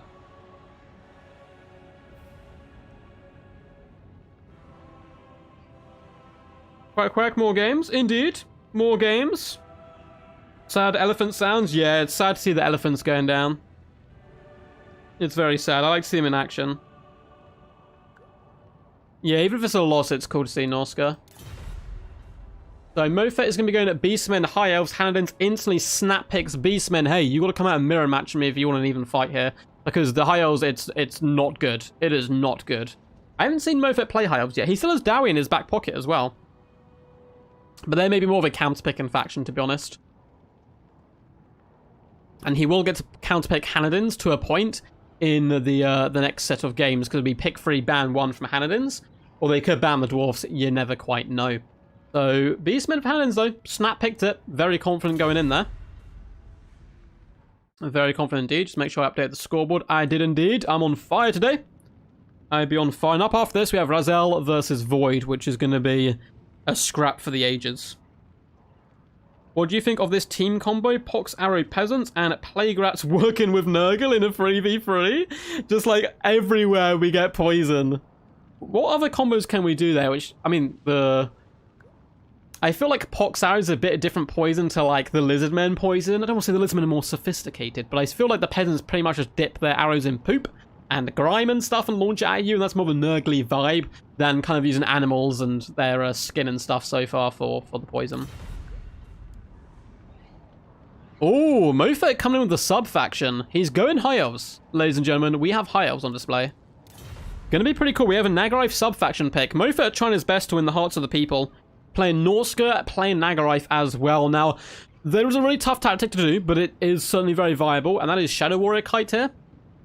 Shadow Warriors, apart from Torx Brass Spawn, they can even do that with Focus Fire, but Shadow Warriors can kill everything in the Beastman roster. Like, not much in the Beastman roster has armor, So if you can kite backward and keep your Shadow Warriors firing effectively, they can do massive damage. I'd also like to see double Flamesfire Phoenix here. They can dual Taurox due to their magic fire resistance, and also can attack, you know, Brave Shamans and stuff. But so what I would say, maybe like, I don't know, 4 Shadow Warriors could be quite key. A load of cavalry to help protect them. A mage in the skies on an eagle with Soul Quench just to destroy enemy chariot casters. And then double Flamesfire Phoenix could be really solid, but it's Ultra Fun, so who knows? Who knows? We could get some crazy stuff here. We might even see some dragons. Maybe even see some dragons. Now I have to root for Mofet. This is the problem, like, we want more games, but Mofet keeps bringing these Chad picks. If we get a full themed White Line High Elf army, that's very cool. Do you think it'll work? I've made it work before in quick battles, but probably not in a tournament setting. I think in a tournament setting it would struggle a lot more. It's very, like, one-dimensional. Stop rooting, you wood elf devil. I love it. If I see Aliphanar, it will sing Power Ballads. I'm going to hold you to that, Benzo. You better be singing in chat if we see an Aliphanar pick. And it's a big map, though. Plenty of room for skirmishing here. Plenty of room for skirmishing. So if Mofet wins this, he will be taking the 3rd place spot. If he loses it, though, we'll be going through to the final game of this first best of 5, but we will be then following up with a second one as well between Void and Razel. That's going to be certainly some juicy stuff. Juicy, juicy, juicy. We're just going to check Discord and stuff, make sure we have no questions from any of the players or anything. Boo, boo, boo, boo. Looks like we are all good right now. And let's hop back over as the guys are deciding their builds. Ready, but I'll be right back, no worries. Is that Mofet or Handins? Handins, cool. Handins is ready to go. Also just grabbing a glass of water or going to the toilet or whatever. But in this little bit of downtime, if you guys have been enjoying the tournament so far, feel free to leave a like, feel free to subscribe and all that good standard YouTube-y stuff. Really helps out the channel considerably. And yeah, helps us push on more and more as we drive towards Warhammer 3. Got quite a lot of goals set in mind on what we want to do early days on the channel with Warhammer 3. Have to see how that does go. So Mofet's now ready. Just wait for Handins to get back from doing whatever he needs to do. And we will hop into this game. After this battle, regardless of the result, I'll start the poll up anyway on your favorite army of the tournament. And those guys will be receiving a small cash prize. I think it was like $25 still for winning that, which is pretty cool. And the nominees are Krablin, Falcon, as well as Papa Palpatine with their really awesome builds. But I got a nice little picture to showcase you what their builds were, so you can vote and pick and choose on which ones you want. Beastmen poison. It's definitely poop. It's definitely poop. A lot of the poison, particularly the peasants. Pox arrows, yeah, it's 100%. There was a weird side mission in Assassin's Creed Valhalla where there's that game was really good. I actually really enjoyed that game. It was a lot of fun. And I stopped playing it for a while. It's one of those games that's hard to go back to because you're so deep and I put so many hours in it. I'm so lost in where I am, so I've never gone back to it. There was a little sub mission where there was a guy who was dipping his arrows in poop and he was claiming it was what's making him so deadly. Awesome. Good luck, have fun by both players. Let's get this cracking. High Elves, the Nagaraith sub-faction up against Hanadins and his mighty beastmen hordes. Will we see Taurox? Will we not see Taurox? Only time will tell. Man, don't remind me of Warhammer 3. I need it now. Yeah. Oh, I want it so bad. I want it so bad.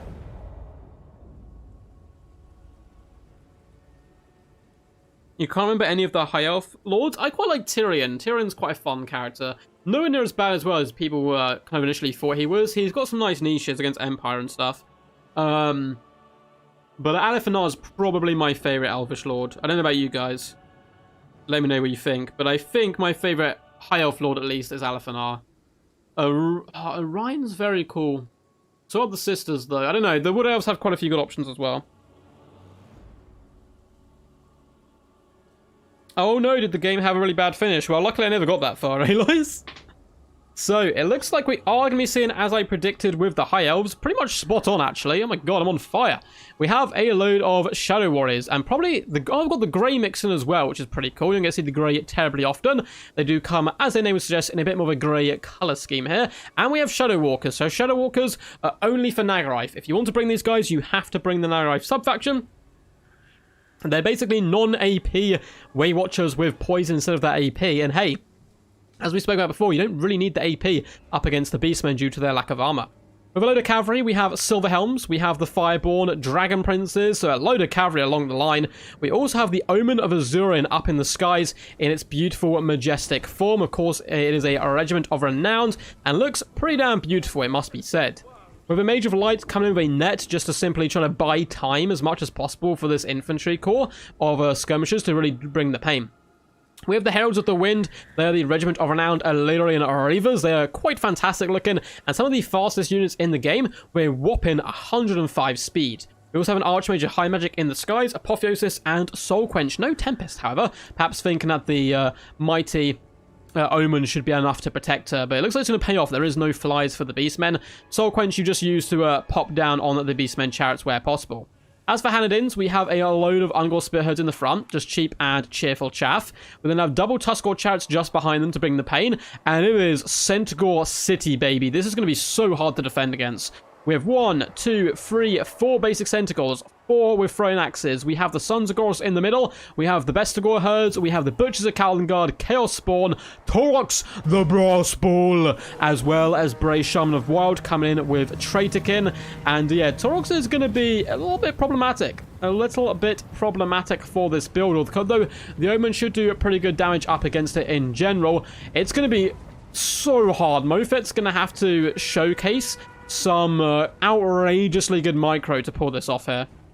Outrageously good. The chariots are a big problem, but more importantly, the Centaurs. There is so many of them. The Shadow Warriors definitely need to focus down those pesky Centaurs as quickly as possible. We're about to see a Soul Quench come down. It is an Overcast one, and it's going straight after that Shaman. Half HP off the rip. That's why you bring that Mage in this matchup. It is so goddamn powerful, and I love it. I love it. That's a problem, says Matt. I'm assuming you're talking about the Centaurs. That is a big, fat, juicy problem. That is a very big problem. Now, it does look like a lot of the ammo is going on the Ungor Spearheads as well, which isn't the best use of their ammunition, but hey, maybe it's why you won't be able to use it all out, and it looks like they're already going to get caught. We do have Silver Helms charging in, which will do some nice work, but you really don't want any damage taken to the Shadow Warriors. They need to be pulling back as quickly as possible. This is so much Centaur pressure. You can even just move the Throne Axes into combat.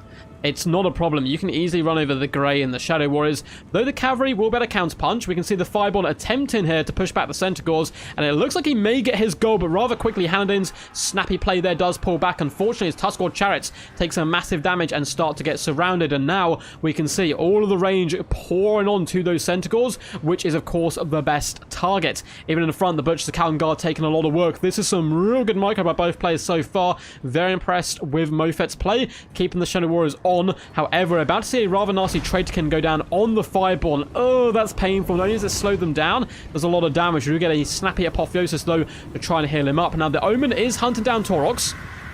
Should do fine there, but not if there's a load of Throne Axe support. That could be a little bit rough. The Heralds of the Wind do some nice damage to the Grog Hooves of Wolf's Run, who could get forced off here. We also get a net go down on the Sons of Goros, who are starting to struggle quite badly. Shadow Warriors need to focus them down while they have this opportunity. Major Light is currently running away from Torox. I do not blame her. I would be running away as well, rather swiftly. But the Kalengard getting very low, but there's not that much cavalry left. Dragon Princes are pinning them in place. We do have Silver Helms as well, beating back Centaurs. Shadow Warriors may have enough to kill the Butchers. They do need to kill models, though, otherwise they will regenerate quite quickly.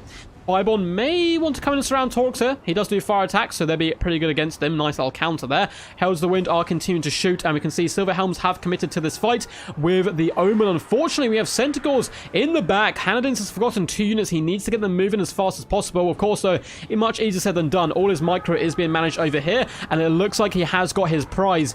2 units of Shadow Warriors are going to be going down. Here's the Centaurs, simply run them over there. Continue to kite, though, trying their best to stay alive. And hey, the longer they're alive, the more damage they can do. Falling back over towards the Silver Helms for support, though they are being busy right now with the Centaurs.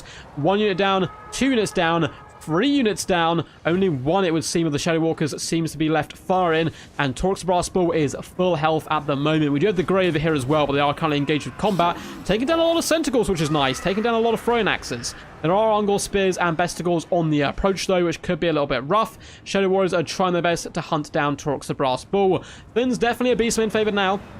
Shadow Warriors going down, Silver Helm's going down, as well as the Dragon Prince's Beastmen running completely rampant right now. I don't know if there's going to be many ways back into this game for the High Elves. They are trying their best, though. A Soul Quench going to be going down and finishing off the Bray Shaman, you would think. Yeah, that is a big negative. Negative 46 leadership. Should easily be enough to chase off now. But what do you do against Taurox? I mean, if they can kill Taurox, if they can kill him, that's a big if. Before the Beastmen forces are able to reconcile here and come back together, there is a chance we can see some big tear-outs going down with the Omens. But without that, it's going to be nigh on impossible. Now, the Centicles are now once again on the prowl, hunting down the Shadow Warriors.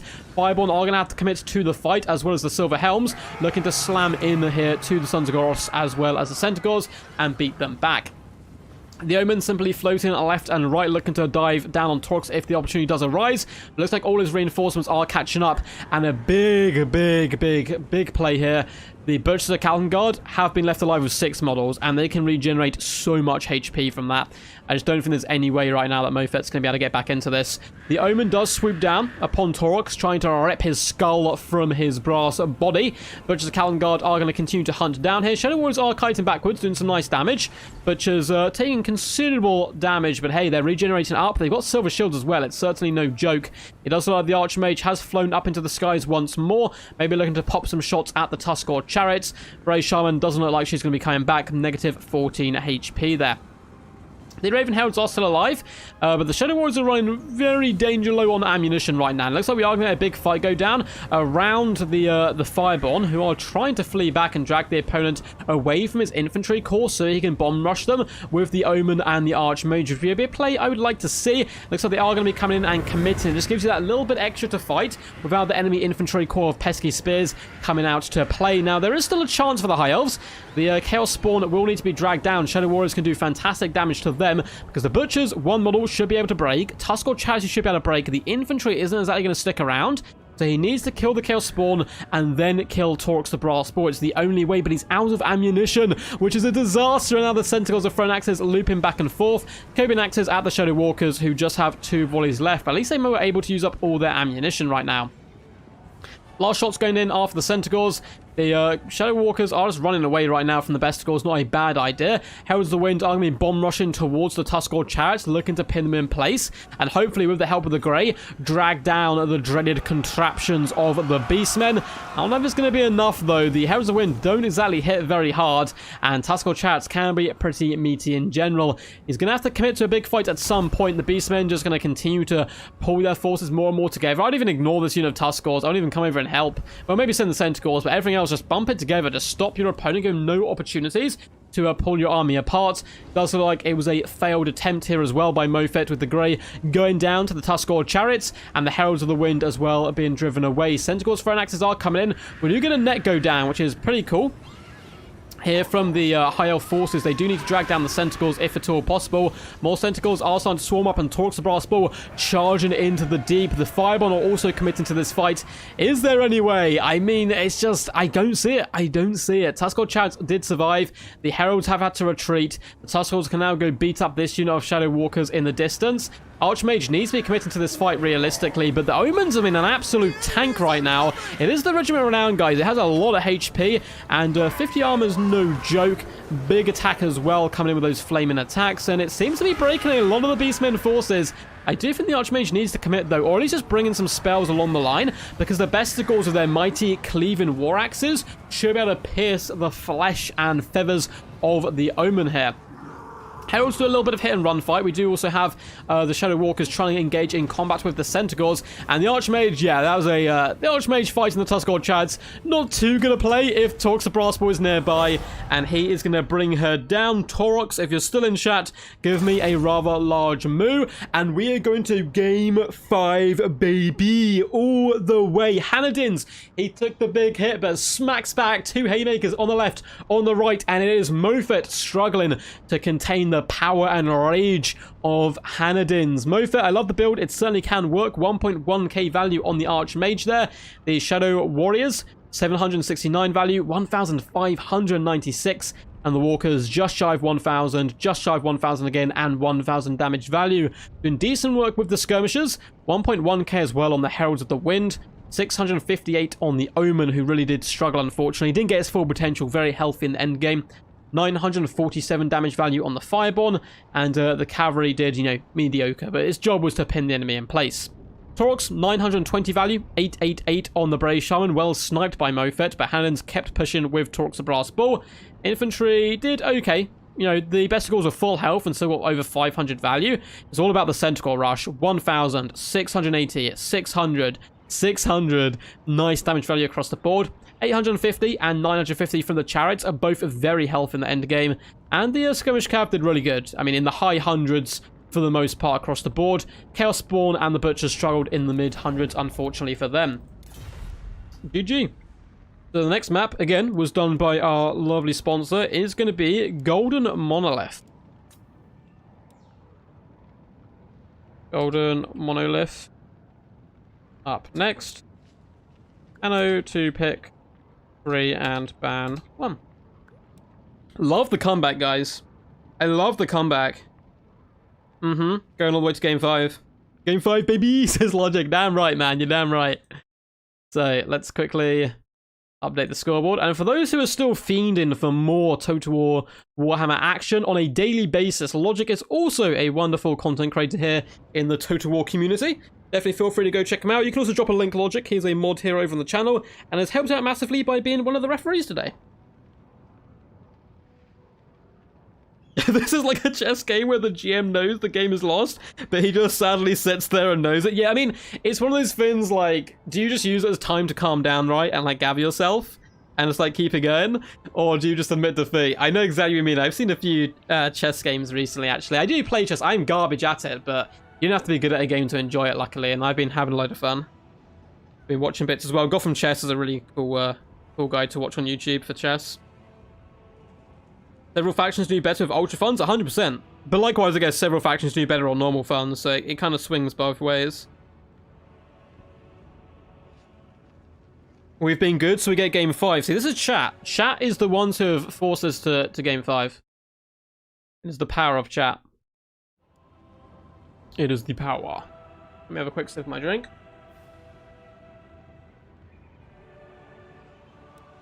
Ah, there we go. Alright, one sec. No worries. While they are waiting, we will be voting on this after this game. Actually, let me quickly message Void and Razel as well. Yeah. I'm just going to put it in the Discord. Void and Razel. One more game to go. And you guys are up. They get ready. Feel free to do pick and bans in DM. Oh, let them know they can pick and ban their first faction stuff if they wish. So we're going to have to wait for hand in. So while we do wait, after this game, we're going to be voting in chat. You guys get to decide who gets to win yet another cash prize here. And that is for the best army of the tournament. Referees put forward one army. I put forward one army, and our sponsor put forward one army. Let's see if I can find it. Here it is. So your options are going to be the mighty Krablin on the left-hand side, coming in with the double organ gunner. This was voted in by a referee at Logic, of course, being a mighty Dowie main himself. It's got double master engineers. It has triple iron breakers, double master engineers, all the crazy goodness. Down the middle, we have Falcon's build. This is a recreation of the build because, unfortunately, the game did actually crash, I believe, when they were playing. And this is my submission into the event today because, come on, double Black Dragon. What's not to love about double Black Dragon? Double Dread Knights as well. It is just a force to be reckoned with. And then on the right-hand side, we have Papa Palpatine's build going under the guise of Jabba the Hutt. And this was put forward by our sponsor, coming with the triple Ripidactyls. But more importantly, the Gelt Blom Terror, the regiment of renowned vanguarding Carnosaur. And this is a build against dwarfs. All builds are rather awesome. I'm going to put up the voting just after this game, and we can all vote and decide on which build we would like to see win that prize. I think it's $25 for the best army in the tournament. I bet elf is delicious, actually. It's like baby seal. I mean, I've never eaten baby seal, funnily enough. I do not know. I feel like elves would be a bit stringy. I don't know. Moo-hoo, the clover ones win again. The clover ones are very powerful indeed, Ravenheart. Very good. Easily the best faction in the game right now. Luckily not as dominant as greenskins were, but still pretty powerful. McRae face, like, just crap talking the high elves. You should have stayed on your island.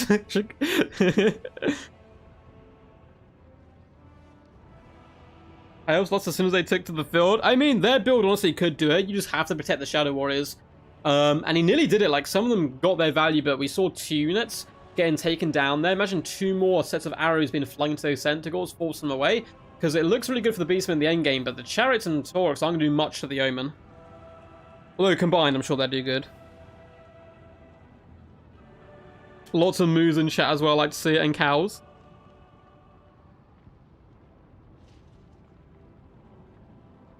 The Druchi army is pretty nice if I had to pick one. Guys, we will be voting after this one. So after this, in between these games and the start of the next one, is when we're going to open up the voting. The Croxies and the Rippers is a bold move. Indeed. Indeed. You're going to vote for the Lizardmen? Yeah, I will put out the vote in a sec. Actually, I'll just start it now. There's no reason not to start it now. So I'll have that message up, though, whilst we get the players ready for the game after. But I will put the poll up now. So you guys have seen it. I'll flash it again after this game. But let's get the poll going. So, boo. Who had the best army? Up first was, option was Krablin, which was Dowie, double organ gun. We had Falcon, which was Dark Elf, double dragon. And then we had Upper P, which was Lizardmen, Gelt, Blom, and Rippers.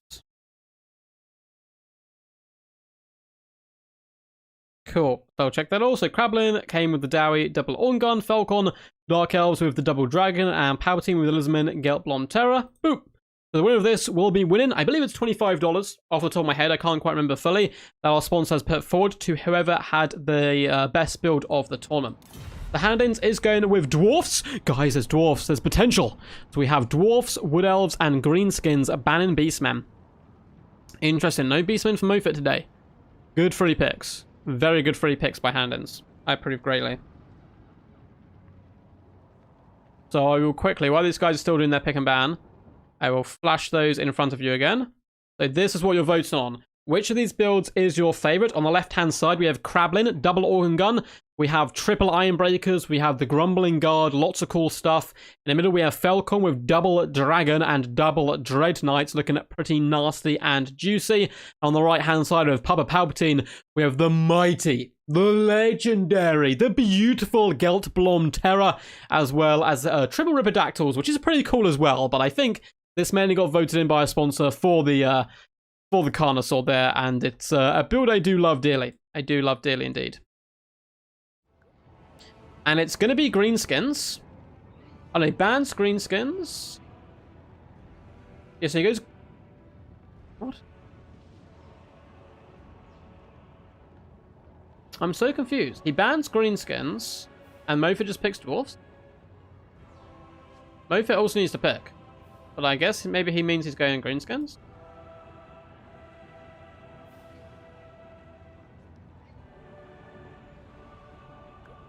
This is a bold choice by Hanadins. He could have gone Wood Elves into greenskins, and instead he's decided to go Dwarfs into greenskins. Looks like a man of the people. Awesome.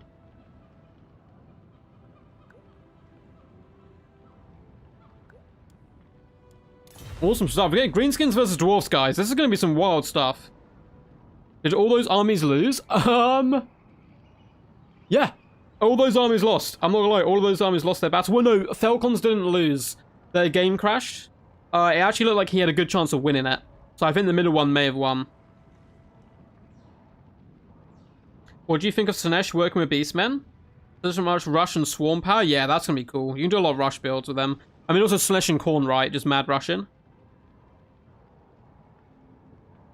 How's everyone's fine? Nice, going good, Mathis. Going very good. We've gone all the way to game 5 here in the 3rd place game of this tournament. It's been taking place over the last couple of weeks. We've got some different live streams lined up. We have an Intensity ladder event, which I'll be streaming some games of. We're going to be a chilled stream, just streaming some competitive games on Monday. I think on Tuesday, I'm doing an event with Loopy, who's done a high health mod, which we may be working on as well. And getting like a mini flash tournament together, get like 4 players together or something in the community to go against each other.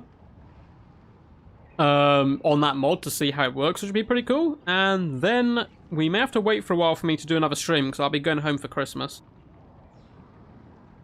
What's wrong with Dowie versus Greenskins? It's not great for the Dowie. It is not great for the Dowie, at least in normal funds. It might be a bit different here. Maybe a little bit different for the Dowie. I'm actually still waiting for video games and movies to get T-Rex feathers. Wait, what? I mean, I love it. By the way, Mount and a Blade is currently on offer right now. I got a message from them because they're like, hey, we're on your wish list. Would you like me to be bought? I'm so tempted. I just spent a lot of money on Christmas presents and stuff, though, so... I don't know. I don't know if it's going to still be on offer after Christmas is the problem, so I'm tempted to delve in. It's like 20% off or something, which is rather juicy. I've never played it before as well. It's some really awesome mods. I was thinking of doing a YouTube series where there's a mod where you can like start from the bottom and work your way up, and when you get to the top, they like gift you land or stuff. I was gonna see if there was like a Last Kingdom mod or like an English mod where they have the UK and then do like Uhtred of Bebbanburg's story from the TV show and the book series. So I start like in the south as like a lowly nobody and have to work my way up and try and get Bebbanburg as like a prize or something. Would be really hilarious and fun. But I need to make sure those mods work. I have to get in touch with people and stuff.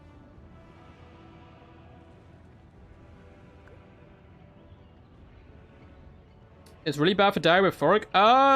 No. It's like Thoric makes everything better. Ice Pass is unwinnable for greenskins? Interesting. Interesting.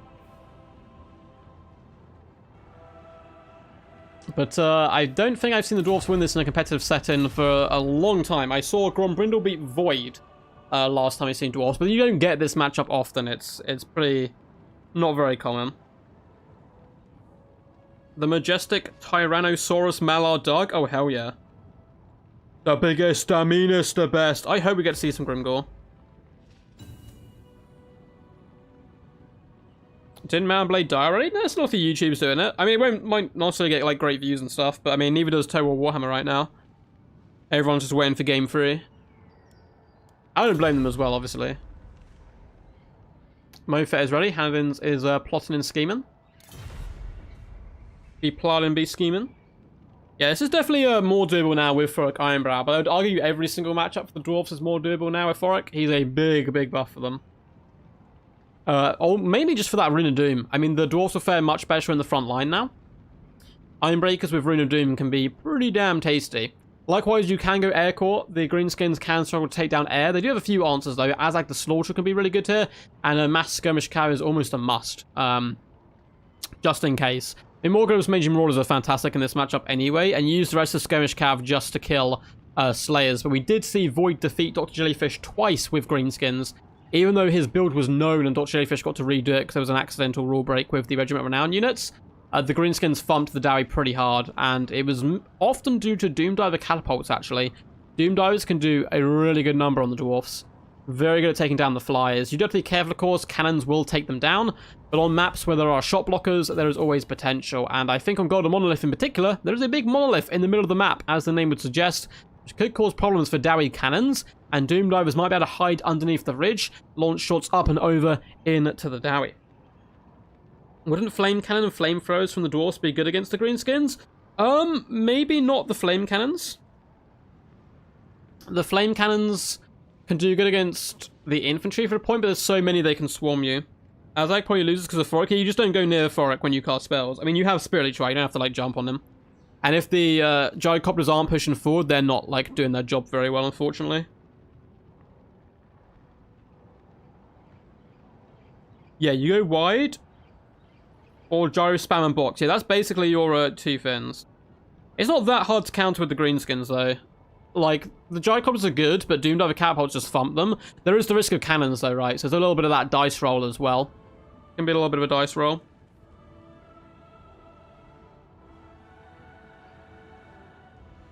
You need to play some more white player, Matthew? Hell yeah, man.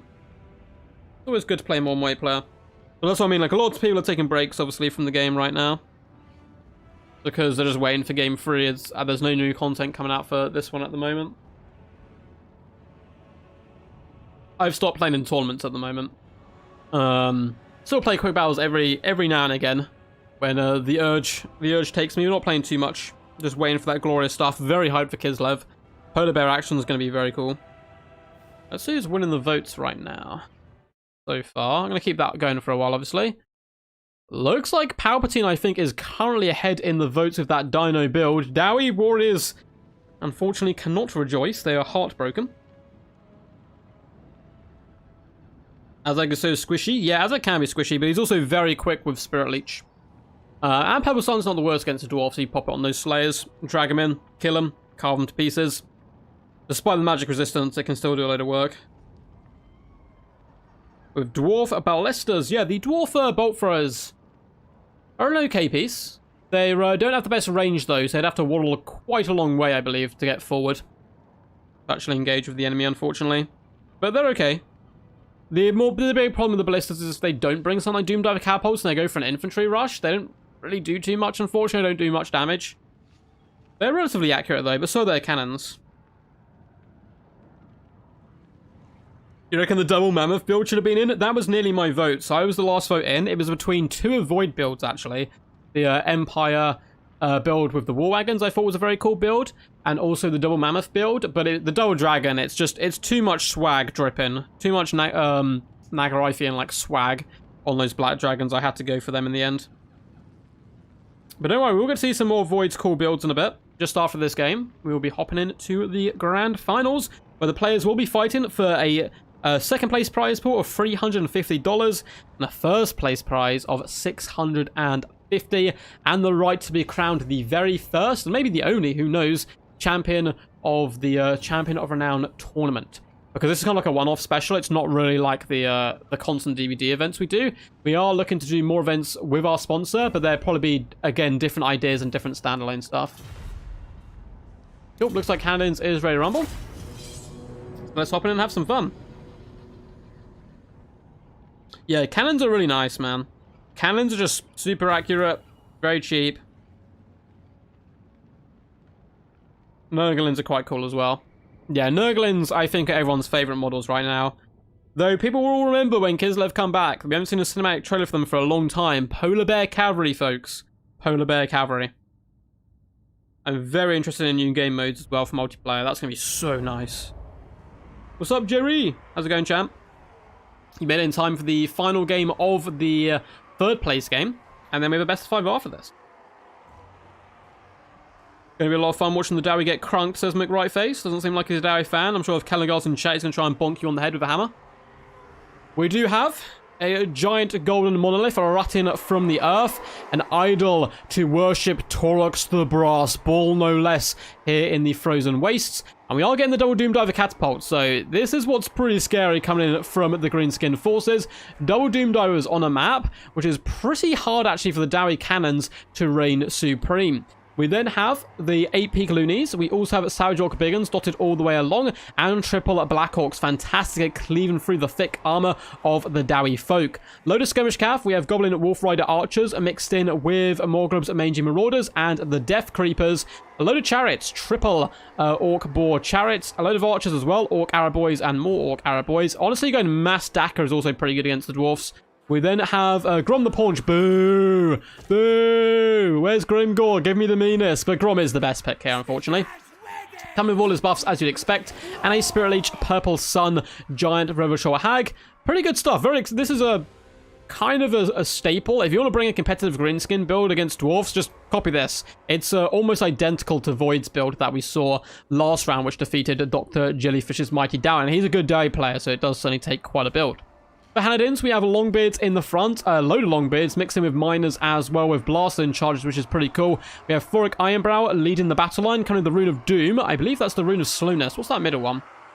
It's surely the Rune of Speed. No, Rune of Negation, interesting enough. And it's a Slayer Rush. Oh, this is going to be juicy.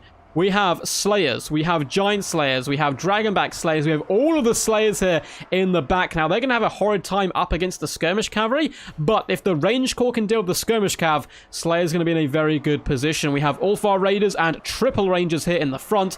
Their job is solely kill that Skirmish Cav. They have to do it. Otherwise, the rest of this build could bully the Slayers quite hard. Slayer Rush, though, getting more and more popular, particularly with Thoric to help combine. Rune of Slowness can be really nice, as well as the Rune of Speed to make them even swifter. Gonna be a fun game, though. Looking forward to it. One big war in chat. Yeah, give a big war if you are happy to want the Greenskins to win, or give me your greatest Dowie chant if you want the Dowie. It looks like Logic has already kicked us off here with Kazakid. Ha! Beards and belts, lads. A nice push Dowie build. Certainly excited to see it perform today. It's going to be an interesting game. Very interesting. Going to come down to, can these skirmishers get on top of the Slayers? That's going to be a big part of this. A very big part. Allen's is doing good, though. He's certainly rocked Mofit right now, and we can't be too harsh on Mofit not bringing Grimgore. He did bring Norska before, and also another very cool build. I can't remember what it was, but he's brought a lot of cool stuff as well, regardless of not bringing Grimgore here. Eldrin wants Dwarfs to win this one. Nice. Wait, Nuka-Cola, Corn Warriors on Metal Rhinos. I'll be on those. Oh, hell yeah. Nuka-Cola as well. Very cool name there. It's a Fallout reference, I believe. But anyway, the Skirmish Cav is going to start wrapping around. It definitely needs to whip all the way up and around where possible. Rotate the build around and just try to find a way into the back on the Slayers. Doomdiver Catapults, let's see what they're going to be aiming at. They are currently firing. Could honestly go after Thoric Ironbrow there. Do some decent damage connecting with him. Either him or the Giant Slayers will probably be the best picks. At least until the Ulfar Raiders and other Rangers are revealed. And it looks like they're actually going after the Miners right now. A little bit scared of the Blasting Charges, which is fair enough. Blasting Charges are a pretty scary threat. Now, the Chariots as well as Grom are going to have a rough time up against those Slayers. Fantastic time against everything else. Slayers, though, could start to cause big problems. We do get marked by Ulfar. Go down on the Black Orcs, who rather quickly retreat downhill, which is some good play by Mofit. Very snappy on his micro. Doesn't want to absorb this damage. You can see that does give him negative 30 armor, as well as missile resistance and missile parry. The Doomdivers are continuing to rein in, hitting the Longbeards for now, doing some pretty decent work. We do have Skirmish Cav slowly starting to scuttle around the sides. Tuskor Chariots do bait in with an attack on the front, but pull back, and now you can see the Slayers are taking quite a few shots here from the Skirmish Camry. Now, the AP on the Morgans Major Mord is not going to do too much work here, and Mofit, you need to move it, Mofit. No, what is this? He's going to get caught. No, just in time. My god, that was very close. Leaving it to the last second, taking quite a few shots there, is able to dodge the Slayers. You can see they're taking considerable damage right now. We get a fat purple sun, lovely little bait, moving the Orc-Boar Chariots, force your opponent to bunch up, and look at that, go down on the Giant Slayers, taking massive damage. Rune of Negation goes on, and Grom could be stuck here. Slayers are surrounding him, and he's already blown his load with that purple sun. Grom has to pull through. Mofit has to be spam clicking this guy out the way, otherwise it could be GG's off the rip, because apart from that, he's done a really good job. Slayers are going to engage the Black Orcs, which is a good fight for them, but not a fantastic fight. And the Skirmish Cav has completely whipped around the flanks. Now, we do have Lucky Banner coming in by Grom, which is kind of keeping him alive right now. And it looks like the Wolves may have to sacrifice themselves, but he's got that momentum going again, and he does escape all of these dwarfs. A Purple Sun, a couple of seconds later, would have been devastating to the Dowie. But yeah, that first Purple Sun was still pretty good. Where is the Giant Ritual Hag? Let's see. She's up to 22 kills with that, so not bad whatsoever.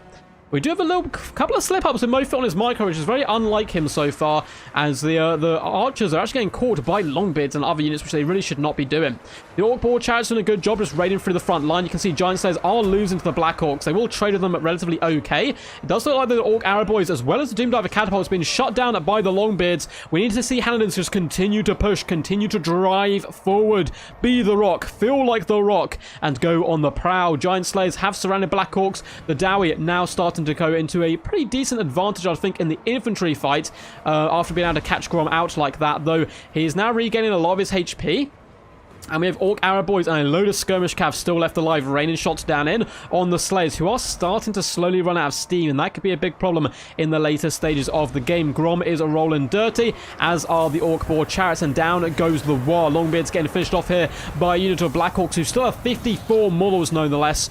Savage Orc Biggins as well are dishing out damage to the Slayers, doing a good work. Orc Arrow Boys are still somehow online. Now, one Doom Diver Catapult has been shut down, I believe, but the second one is still firing up to 72 kills. Just focus down those Giant Slayers and get rid of them. Savage Orc Biggins are trying to catch the Dwarfs and save their Black Orc brethren, which they need to do because 22 models is no joke. We also have Chariots coming in who have rallied, and that should pin in the Giant Slayers and allow the Black Orcs to come back. They've got a decent length to go there before they do hit the back there. We have yet another Purple Sun coming in, this time on the Longbeards, and oh no, that is not a good fate for those Longbeards. Taking a unit down to about a third HP off one cast is really nice work, but it wasn't used on the Slayers, which he maybe doesn't need to do because he has so much Skirmish Cav for the later stages of the game. He can really drag down the Slayers, and it looks like Bounce Power is heavily in favor right now of the Greenskins, but they need to ensure they save that ammunition for the Slayers. Savage Orc Biggins are fighting. They are close to breaking though, as Giant Slayers are going to overwhelm them. Black Orcs do have the leadership to come back, so they've got a decent amount of distance between them. I'm surprised they haven't come back yet, but maybe they're just about keeping pace with them. Doom Divers are running for their lives away from the Longbeards. Good micromanagement by Mofit. Don't give your opponent anything for free. Fork Ironbow is basically full health. Now, we do have the 8-peak Loons swinging through on the Giant Slayers, as well as the Dragonbacks getting some nice work. Giant Hag is a sturdy beast indeed, and she should be able to beat back the majority of those Slayers. Longbeards are getting cleaved apart now by Black Orcs, up to 110 kills. It does look like the 8-peak Loons as well are starting to rack up a bloody kill count, and if they can continue to fight in combat and get the Lunatics back, they can be really good in the late game as well. We are going to see a buff go down. It's a Rune of Negation on the Longbeard to try to keep them in the fight as long as possible. The Orc Boar Chariots are doing a fantastic job. They're just running their way through all these Dwarf forces, and Hanadins, unfortunately, is going to have to bow out there. A tough fight indeed there for the Dowie, but he did a really good job of it. I love the Slayer push. I think had a lot of potential. The Skirmish Cav, though, was a big problem. Once he lost those Rangers, the Purple Sun play by Mofit was really, really top-notch. From the Paunch, got 780 damage of value. 1.1k on the Giant River Troll Hag is outstanding. MVP for sure. We have the 8-peak Loons coming in with 620 value. Not too shabby. Infantry, oh my god, 600 value. 1,100, 900, 760, and 875. Savage Orc Biggins outdoing the Black Orcs, which is cool for a change. 620 and 460 value on the Orc Arrow Boys is nice. Chariots, 940, 840, and 740 value. Chariots very good against Dwarves. Even with a build which is like half Slayer, Chariots can still rack up some really good work. The Wolf Riders did okay. Not the craziest damage value, but they were just picking apart those Slayers all day. Morgub's Major Maurers, as they often are, being the outstanding unit for the Skirmish Cav with 600 value. Doom Divers, 730 and 34. Fork Ironbow was still full health, but there was just too many enemies left on the field for him to deal with. He couldn't really get in the action. The Slayers, 600, 800, 1,200, and 500 value. The Giant Slayers faring actually worse, but being focused down a bit more here by the Skirmish Cav. 480, 850, and 740 value on them. The Longbeards in the mid to low hundreds, unfortunately, struggling just a little bit. And the Rangers, one unit did good, but the rest, unfortunately, did buckle. GG well played.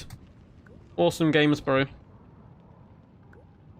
And you still get a prize. As will be sending you... where's the $? $50. Well played, bro. You have been a joy to watch all tourney. Yeah, shout out to Hannon's man. He does finish 4th here. Yeah, Mofit played better with the map. Yeah, so this is something that's really cool, is that we've seen people adapt better to certain maps that we've been chucked on, and that's been a big, also kind of like play on who's going to win and who's not. But well played to Hanadins. He will finish 4th. Also, very, very well played to Mofit, who should be finishing 3rd and getting that $150 prize. I'll get them in touch anyway with the guy who needs to send them, because he has gone to bed. It is currently like 5 in the morning for him over in China, so see you soon, champ. Awesome stuff. So, Void and Razel, if you guys are watching, which hopefully you are, it is your time. So, let's send them a cheeky message. You are up, bud. And let's find the boy himself, Razel. You are up, bud.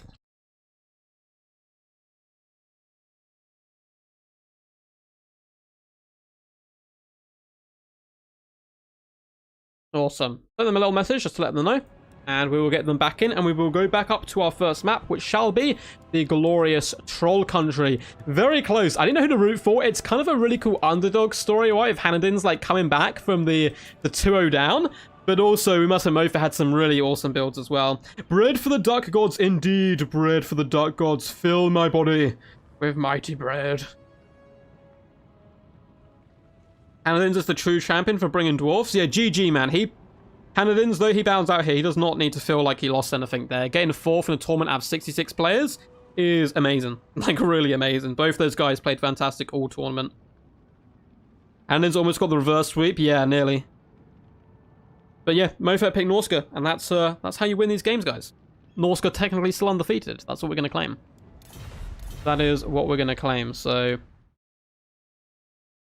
I am, and you send friend code.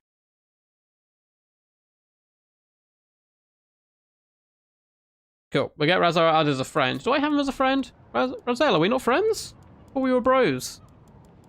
I thought we were friends. We are not, though. I am friends with Hanadins, though. See, someone in ODM loves me. Norska forever, exactly. Factions are for Christmas, Norska is for life. Awesome. So Raziel here. Sending me his cheeky little friend code. We're going to be best buds.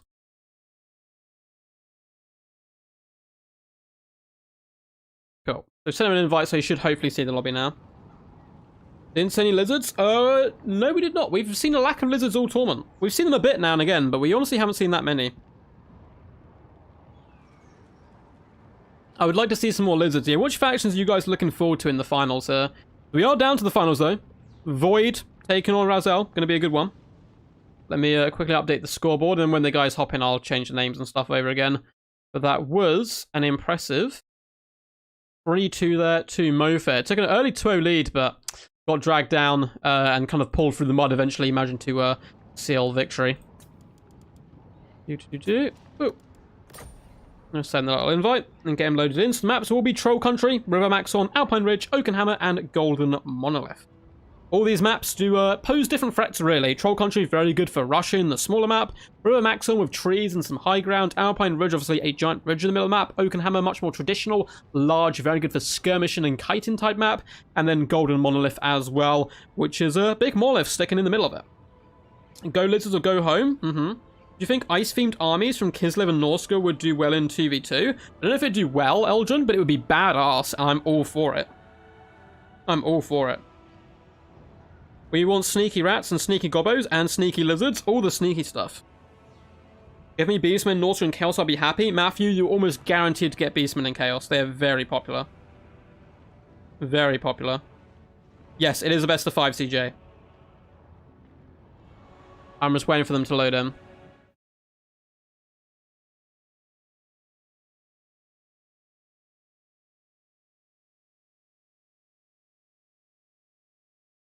Cool. Void says he can't see it either. Let's see if he is online.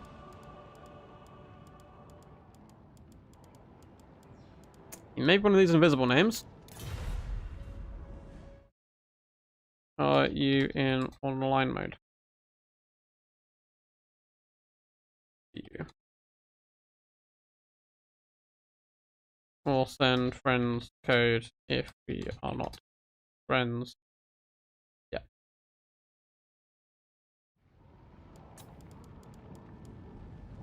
Cool. It might be the lobby's bugged, in which case we can just re-host it. I'll invite Hannon's one more just so he has the invite there. I do not see Void unless I'm being blind, which is quite possible as well.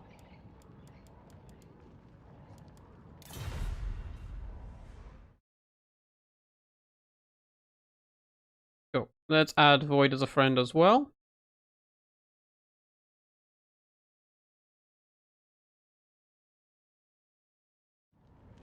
And get him in here. The tree critters, some of you want to see some wood elves in action? Leave the elves at home, go full dried rush. I'd love to see some full tree builds. Do we think the Crowfather has a place in competitive? For sure he's good. It's just Torx is really powerful. Like, honestly, he's really not a bad lord. At all. Like, he's very good in competitive. We saw him quite a lot when the Beastmen first, like, resurged into the world. I will rehost. I'm just going to rehost quickly, because neither guys can see the lobby.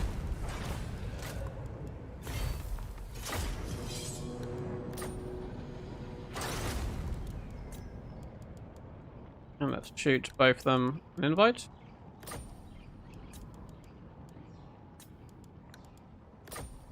There we go. Awesome. We have Raziel in now, so I can sort out the scoreboard. Hey, bud.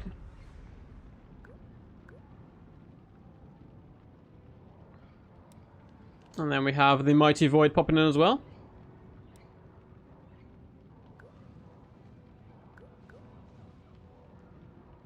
All good, hey Void. Looking forward to this showdown. Semis were nice. Semis were awesome. Semis were very close. Semis were very close. So map is Troll country. I believe it's result pick and ban first. Let me double check. Let me double check. It is going to be, yes, result pick and ban first. So, Roselle, to pick first. So while we wait for these guys to sort themselves out, once again, there's a secondary competition going on right now for the best build of the tournament. And the referees put forward one army, I put forward another, and the sponsor put forward one as well. The current poll is up, so you can see it. And here are the armies, just to refresh your memory. On the left-hand side, we have Crablin's Dwarf Army with double organ gun. We've got Slayers in there, triple Ironbreakers, bad to the bones. We're going to drag you through the grit and mud dwarf-style build with the flashiness and flair of the organ guns. In the middle is the one that I put forward, which was Falcon's build of the double black dreaded dragons and 2 dread knights as well. It's very rock and roll. I love the double dragon play. We saw quite a few dragons in this tournament, actually, mainly brought by Falcon to great effectiveness. They did really good in the game we saw them in. And then we have Papa Palpatine on the right, who was put in by our sponsor with the Geltblom Terror, the mighty dinosaur roars, and triple Ripidactyl riders as well. It's tough to choose between them. I like all the builds, honestly, so feel free to vote down below, and the winner of that, I believe, will be receiving $25. I'm not 100% sure, but it's a small prize. We spoke about it before. I think it was 25 or 30, so around that ballpark. Roselle is going to be going Beastmen and Dark Elves. Both Roselle and Hanadins like the same picks and bans from what we've seen. Should the funds not be Ultra? See, this is why. This is why I have chat. Because we rehosted the funds change. The Scandinavian is OP. He is the OP commentator. He's the OP chat guy. Thank you, man. That would have been awkward. That would have been very awkward. Also, a full-on tattoo ladies build led by Jaicha would be an absolute chef's kiss. Yeah, all the war dancers are very badass. Common that dwarf propaganda.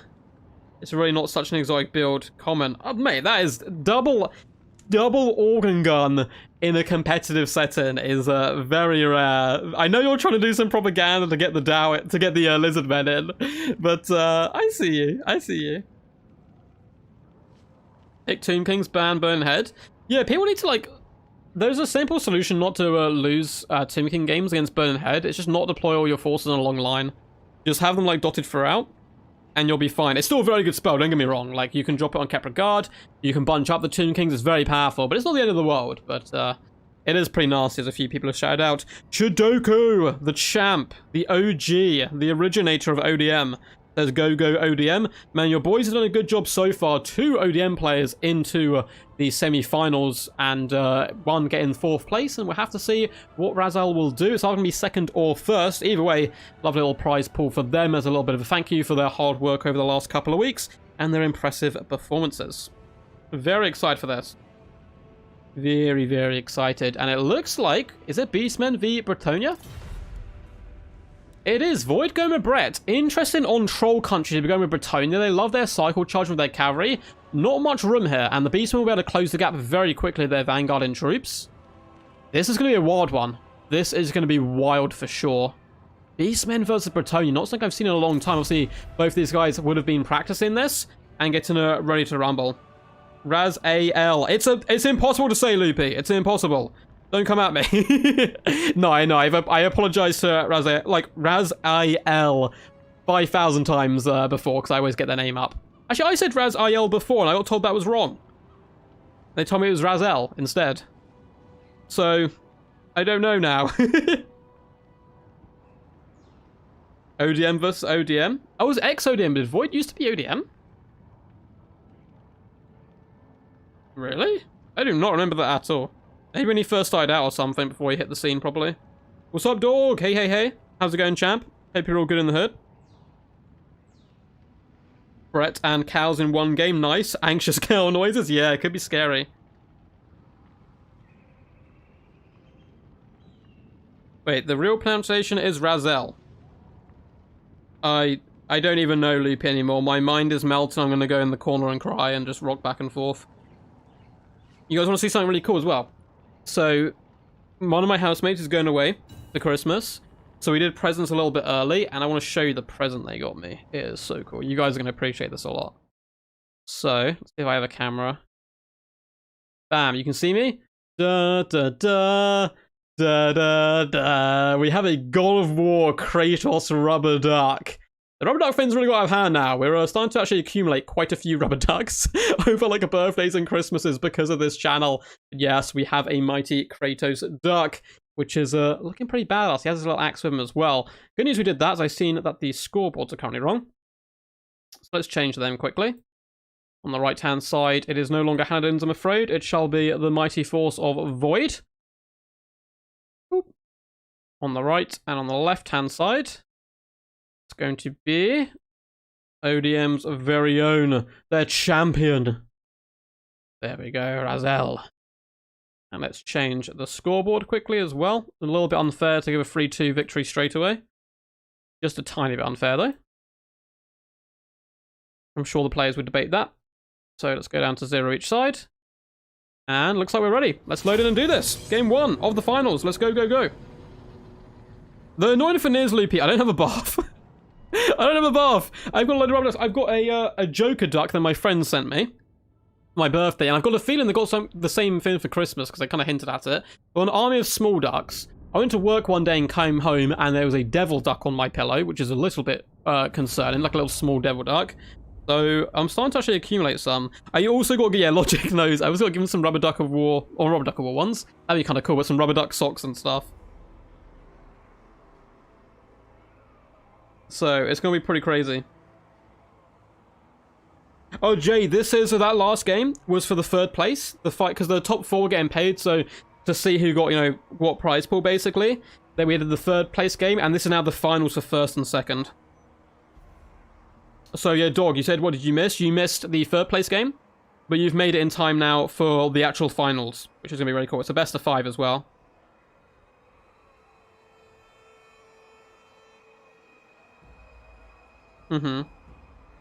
He's not in the bath with them, they're in the bath with him. Yeah, it's true. Rubber ducks are scary, man. I'm telling you, Kratos just walking around going, boy, as much as possible. I don't know if you guys have played God of War, but me and my housemates had a massive laugh constantly about Kratos always saying boy. Just that really like deep, just boy, all the time. We just started doing it around the house constantly. Cygles are great anti-cav. Ooh. Could see some Cygles in action. We've seen a lot of Eye of Morslib in this tournament so far. Lots of Eye of Morslib action. As we load in here to the beautiful map of Troll Country. Relatively smallish map, but fantastic for Russian. We could see an Eye of Morslib up against the Bretonians. Now, there's a threat to, of course, in Peasant Archers, but you simply don't have to go near them. Although it does leave it exposed if you push forward and leave the Cygol on its own to flyers like Hippogriff Knights, Pegasus Knights, Royal Pegasus Knights, and all that good stuff. It certainly can be a little bit scary. Looks like the players are just about finished loading in. There were PCs warming up here. Oh, sorry, Jay. Yeah, that was me forgetting to change the names and stuff, but it should hopefully be corrected for you guys now. Let's delve into Void's build here. I know this is not Void, of course. The Beastman instead of Razel. A Brave Shaman of Wild coming in with a Glorious Traderkin, which is 100% to be expected. Where'd you go? Oh, there you are. So it looks like just Traderkin and Brave Scream, the classic 2 combo with Gorbel, and we have once again Torox the Brass Bull. I don't know if you're still in chat, buddy, but you're getting around the battlefield today. Coming in here, going to be bringing the pain to the enemy. We also have Ungor Herds, which is pretty cool. We have a load of Ungor Herds and Ungor Spear Herds all along the way. We have a mighty Jabberslife in the back. We have some Tuskor Chariots. And also a load of Centaurs with Thrown Axes. 1, 2, 3, 4, including the Sons of Goros in the mix, which is quite nice. And some Chaos Spawn to boot as well. For the forces of Bretonia, we do have a load of Battle Pilgrims in the front, which is a little bit scary. And some Halberds as well. So we have Men-at-Arms Halberds, including the Beast Slayers of Bastion. We have cavalry in the form of Questing Knights on the right-hand side and Knights of the Realm. Similar situation on the left-hand side with more Knights of the Lion-Hearted. Wardens of Montfort and a load of skirmish cavalry is certainly going to be quite tasty if they can get their bearings and get to safety. Much like the Shadow Warriors, kind of mass archers, which aren't necessarily AP, are still really good against the Beastmen, particularly those who can't be caught. So I like this pick a lot coming in by Void here. With the Knights of the Lion-Hearted, who look really awesome. They kind of go away from the gothic vibe of the Reichsguard, and it feels a little bit more medieval times. Quite royal. Quite royal indeed. We have a Paladin up in the skies, just a lone one. We have the Green Knight and the Fey Enchantress leading Beric Dondarrion's chosen warriors here. The Holy Wardens coming in with their flaming swords. This is quite a gang, and the Green Knight is a big freaking problem for the Beastmen.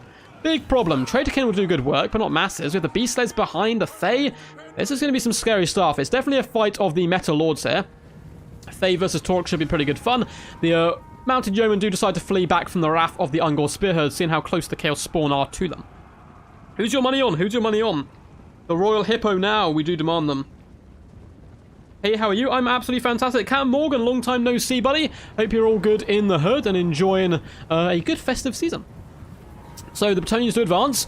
Mounted Yeomen are getting forced back here by the Destroyers of Drakwold, who are living up to their name, destroying some of the archers. We do have the Butchers of Kalengard in the middle, who are driving forward, leading Torox and the Gorbel, hopefully to Beastmen glory in their eyes. And the Jabberslife is going to be pushing forward. Now, there's not too much archers, which is certainly a good play by Void. They're simply get shut down. Coming with the Skirmish Cav is something I really am a big fan of. There is a decent amount of Centaurs to chase and shut them down. It does look like the Brave Shaman was left behind, and is now going to start popping forward.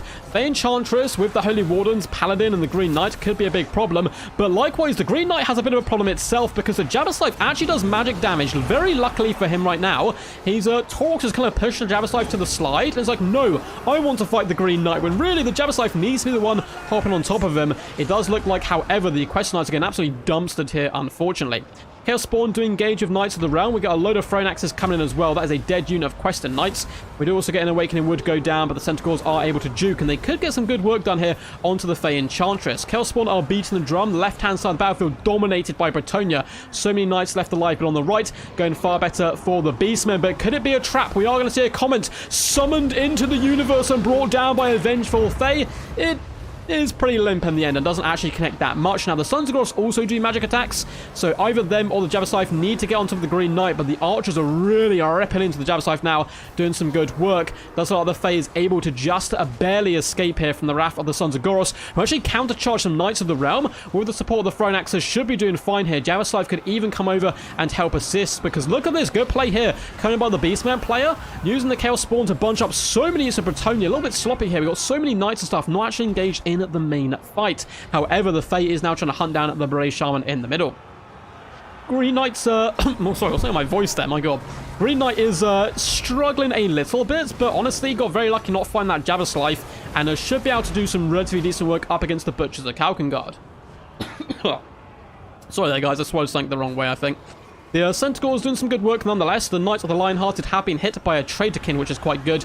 Jabberslife does seem to be going down. Brave Shaman is on the ropes. Torox the Brass Bull and the Gorbel hunting it down. The Paladin, though, looking to save the Brave Shaman, which would certainly be a really big boon. And the Beastmen are in a dominant position, I think, with the Knights of the Realm going down like this. We do have a cheeky charge here, catching Razel's micro off guard a little bit here. Centaurs, though, quickly reacting and starting to fall back.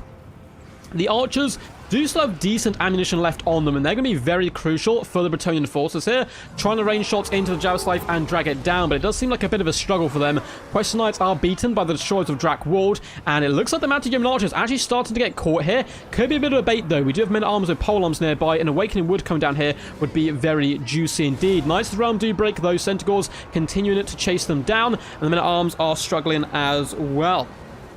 The Brave Shaman of Wild has taken quite a beating. It seems to be running for its life right now. The Paladin being able to deal with, and Fane Charger should be able to force it off. We do have Chaos Spawn rushing over, perhaps able to save their damsel in distress in the form of this Brave Shaman. Javislife is still alive despite taking considerable damage, and it looks like the Skirmish Cav is going to be fighting the Skirmish Cav. It will go well for the Centaurs, but not if they eat the charges, and they don't need to take this fight. They can kind of pull back and dish the damage from range. Centaurs continue to push through. Torx is fighting strong in the middle alongside the Javislife as well. Green Knight is trying his best to fight. He's getting rid of a lot of the magic attacks as well. Should do some good work against Taurox. It's another Comet has been summoned by the Vengeful Fae, and unfortunately, once again, it's not really going to connect. It does some damage to the Sons of Goros, though, who are now terrified, and that's good news for Void, because the Green Knight is starting to take a bit of a beating. The Enchantress has met Taurox's younger brother, the Gorbel, who's trying to take the head from Fae Enchantress's shoulders, doing some good work there. And the distance, yeah, the Skirmish Cav commits that fight, and it got absolutely butchered. Centaurs rule the day there in that brutal melee, and it looks like the Beastmen will most likely be winning this game. Fae Enchantress is terrified. She's fleeing. She forsakes and abandons her knights. All those vows they swore to her mean absolutely nothing for a leader who runs and cowers. Now, the Green Knight going to be coming in to try to snipe out Taurox. Javislife, though, and the Brave Shaman will be easily able to take down the Green Knight. A victory there for Razel, taking the first game in this best of 5 finals. No Hippo's got to go moo. See, yeah, that was the punishment, man. He brought the Green Knight, which was cool. You know, you can't really cannot hate on a man who brings the Green Knight, but yeah, no Hippos is a bit of a tragedy. Razel punishing Void for that no, kind of lacquer of swagger there in his eyes, at least. 1.3k damage value on Taurox is nice, very healthy at the endgame. 1.6 on the Brave Shaman with 112 kills, lovely work. The Gorbel as well, 1.5k damage value. All the heroes and lords performed really well here. Very impressed with this Beastmen build. But he has now used up the best faction in the game, so he can't use this faction again, which could prove problematic in the later games. 1k damage value on Tuskor Chariots, 1.2 on the Sons of Goros. Phalanxes, 1000 value, 1.2, 500 and 800. Just getting the better of the skirmish fights. The infantry did good. The Javislife got 1.2k damage value and 75 kills. 1.1 on the Butchers of Kalkengard, and the Chaos Spawn did a decent job. I quite like Void's build as well, though. I think this is a smart choice. Coming in with the Mounted Yeoman, they just weren't able to get on the best targets. They did sit on the Javislife for a while, so all of them getting in the mid-hundreds damage value. The Wardens getting the best there of 835. 660 value on the Knights of the Lionhearted. The Quest Knights has got dumpstered. Likes what I did the Knights of Realm, the best, getting 900 value and 121 kills, but the Quest Knights got focused down so much in unsupported fights. And the infantry, the Regiment Rounds did good. 750 and 860 value. The rest really suffered quite badly. Green Knight got 1.2k damage value. Paladin only 600, and the Fae 1000 value on her. GG's indeed. GG. And we will be seeing River Amaxon up next as the map. Balance Beastmen. Void not tapping the Beastmen. I mean, he still has the option to pick them, and I'm pretty sure he will do. It would make sense, I think. Void's a very good, like, meta player. Brings a lot of the really powerful factions and knows how to use them. So, Razel will be going up here. 1-0. But Void, plenty of potential. We've seen near comebacks already by Hanadins in this tournament. Void definitely has the potential to get himself back into this one, but it is a real big mind game. You lose the first game, it can be a little bit rough for you. It can be a little bit rough for sure. Hippos bring terror. It can be important versus Beastmen. Yeah, they can be awesome as well. They're very swaggy. I do love them. Want a micro? Yeah, that micro was pretty insane, honestly, around by Razel. That's kind of what won in the game. Like, a better micro with the Skirmish Cavalry, get them into the right engagements at the right time. Plus, you know, trying to assassinate the Green Knight and so forth. And it also came down to paying so much resources to kill that Javislife and it not quite paying off. If he had dragged it down, Void had been in such a good position, because he couldn't quite kill it and it was pulled back there by the Beastmen, it meant that all that effort kind of went for naught in the end, and the Javislife still running around, hitting infantry, taking down knights and stuff. So very good play by both players, but it is 1-0 to the ODM boy so far. Void going greenskins and vampire counts, which are two of his best factions, two of his main factions. Razel snap picks Lizardmen, a man of the people, bringing the Dino Boys up against vampire counts in. I've actually managed to take down Void in this matchup before. It's very tough, but it is certainly doable. I have a... it's going to be very different with Ultra Funds all round. You can try to skirmish this, or you can try to box it. There's some really nasty tactics you can do with the Pale Death, but likewise, Void is arguably the best vampire count player in the game. And if anyone's going to win this matchup with vampire counts, it's Void. If you ever see him pick vampire counts, he is very scary with them. And there's a lot of dangerous stuff they can do. So excited for this one. River Maxon is home territory for the Lizardmen, so perhaps that will favor them. Perhaps it will not. We'll have to wait and see. And yeah, delve into this one. Let's get a little sip of our drink.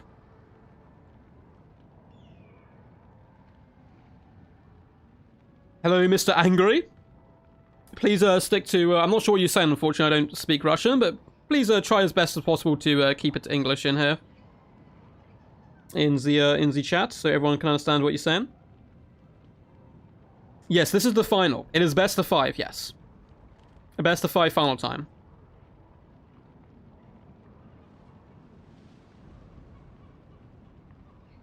The Green Knight lost his head like in the movie The Green Knight. I love it. I love it. We actually managed to retreat here. I think he did escape. I've been MIA and missed the tournament. No worries, Cat Morgan. You can go back and watch it all. We've got a load of live stream stuff. We've streamed... Or I did live streams of replays for round of 32 and round of 16. Then quarterfinals, semifinals have both been streamed, and this has been streamed as well. So we've got a load of content out of this tournament. It's been a load of good fun as well. Hope you guys have been enjoying this like competitive tournament setting with a bit of a twist as well. What's up, Dame? How's it crack-a-lackin'? Hope you're all good in the herd. You are here in time for the finals. It is a best of 5, and Razel is currently 1-0 up. And it's going to be Lizardmen versus Vampire Counts, which can be a pretty grindy matchup. It's one of the grindiest in the games. It's going to be interesting to see how the Ultra Funds does affect this, and what the guys do to try to counter each other here. Void is ready, says good luck, have fun. He's ready to dive into this one. He probably just wants to get into this game as quickly as possible. He lost that first game. He's like, bam, I want to get straight back into this and get nice and aggressive. Nice and aggressive. And once more, let's add up very quickly for you guys. There is another prize going on today. I think it's between $25 and $30 for the winner of the best army of the tournament. These are the ones you can vote for. There should be a vote in the chat right now, which you can select. On the left, we have Krablin and his Mighty Dwarf double organ gun build. In the middle, we have Falcon and his double dragon build. And on the right, we have Palpatine and his Regiment of Renowned Carnosaur triple Ripidactyl build.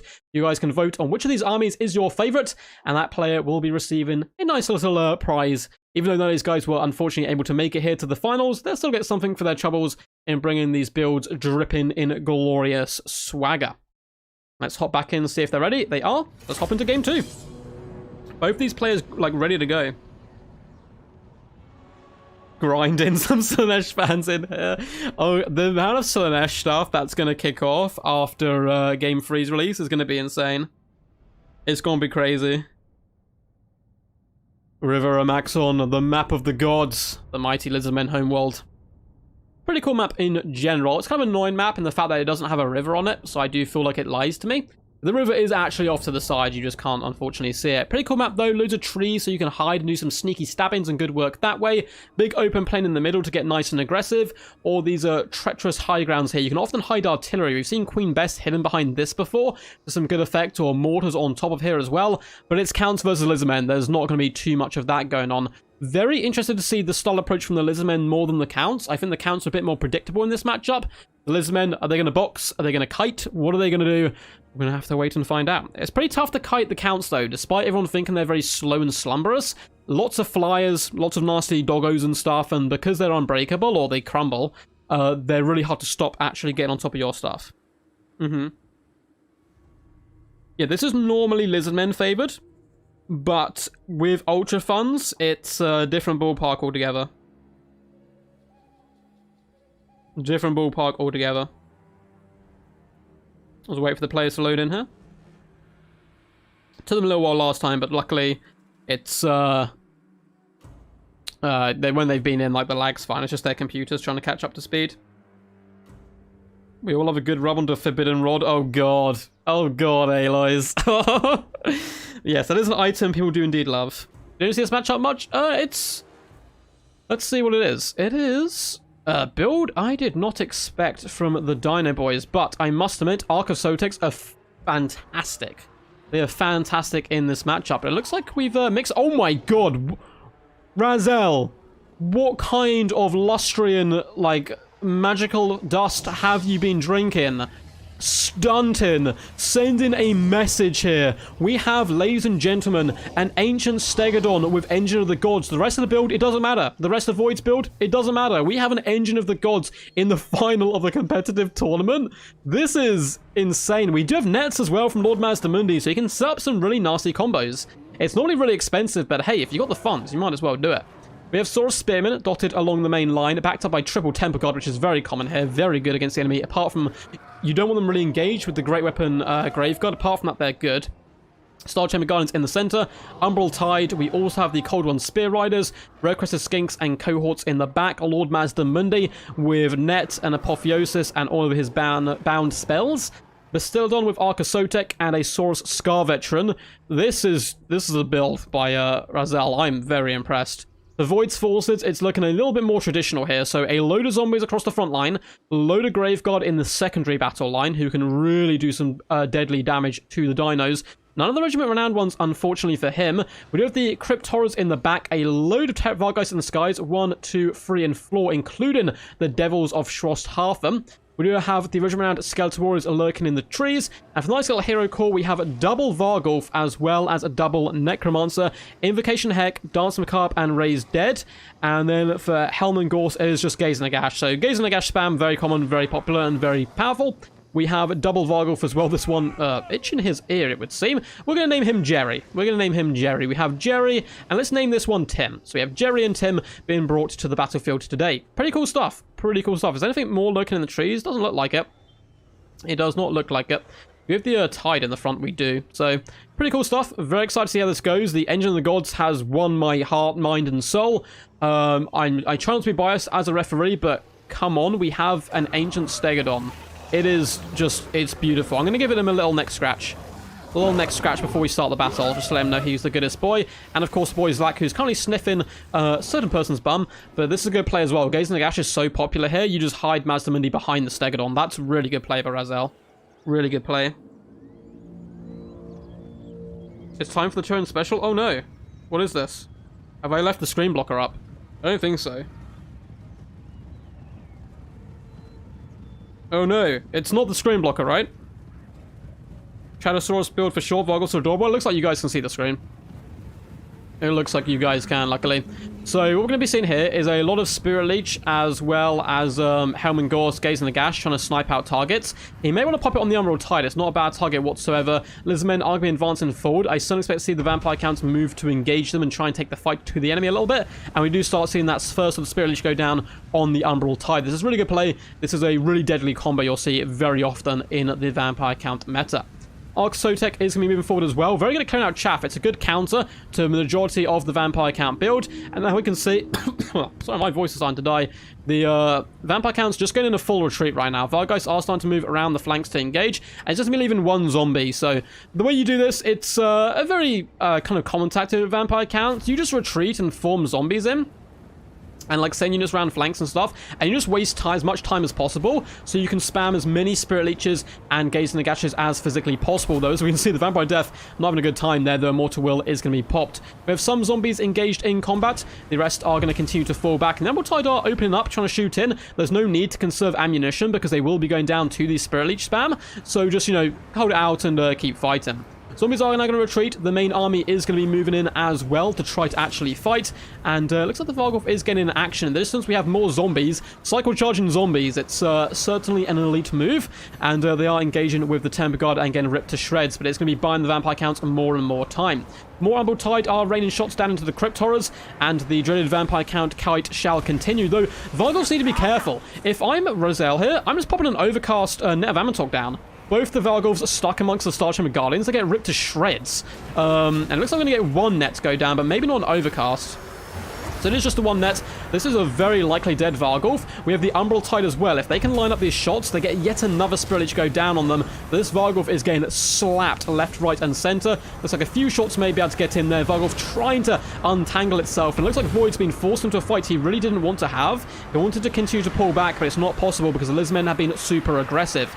Cavalry is going to be flooding in on top of the Crypt Horrors, which is nice play. Umbral Tide focusing down the Necromancer, doing some pretty good work. And it does look like that Varghulf is very sneakily going to be able to slink off to the flank. Some of the best monsters in the game due to the amount of healing you can get on their the vampire counts in general.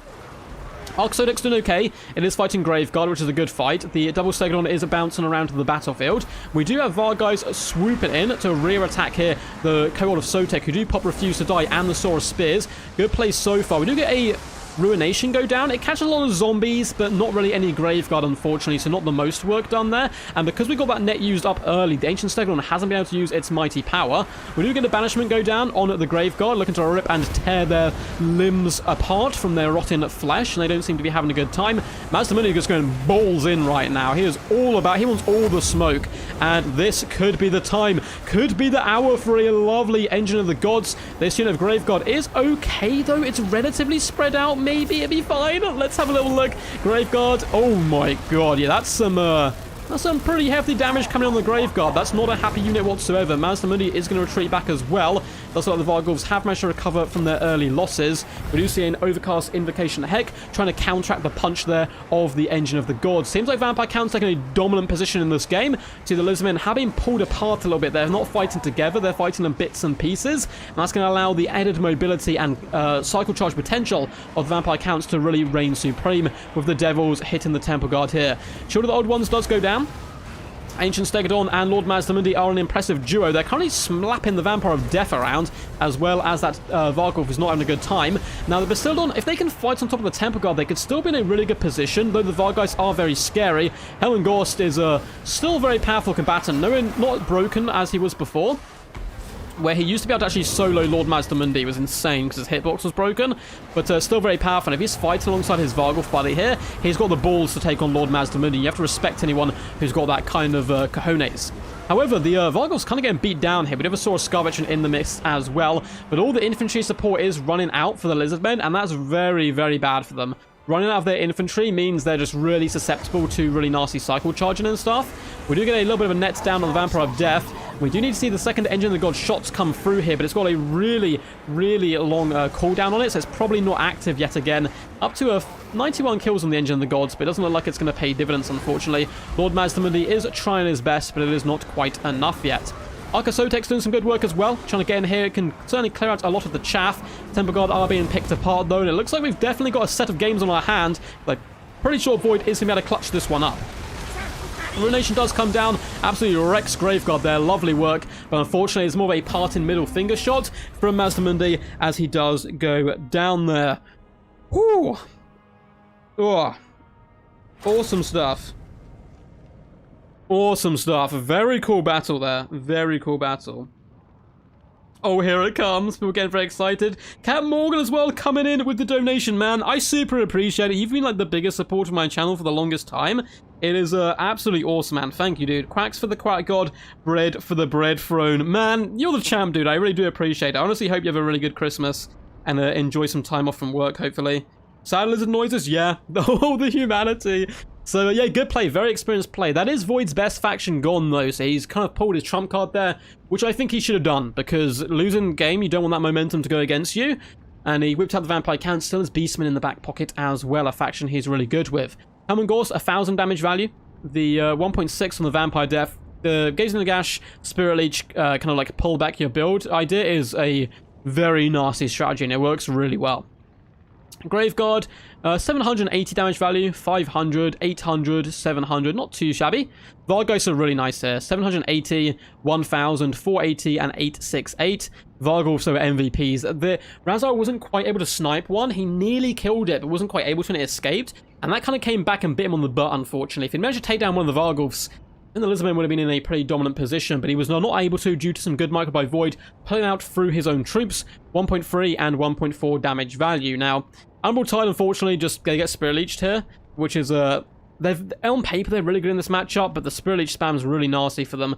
Ancient Stegodon, though, 2,100 damage value, only got one blast. But he got that second one off. It could have been really nasty. 98 kills on him. Not bad whatsoever. 776 on the Arca Sotek. 400 on the Cavalry. The Temple Guard, 1.3 damage value, 750 and 600. They just needed to stick together a bit more and fight together rather than get isolated and picked apart. And that kind of goes for all the Saurus in their mid-hundreds. 820 value on the Saurus Sky Veteran, 1.3 on Lord Mazdamundi, and 81 kills. Not bad whatsoever. GG. And the next map shall be Alpine Ridge. There's a potential here, guys. We could get 10 games on the stream. We might go all the way. Oh, the misery. What is this? Everybody wants to be my enemy. What's happened, Aloys? Do you just not get to see the second film?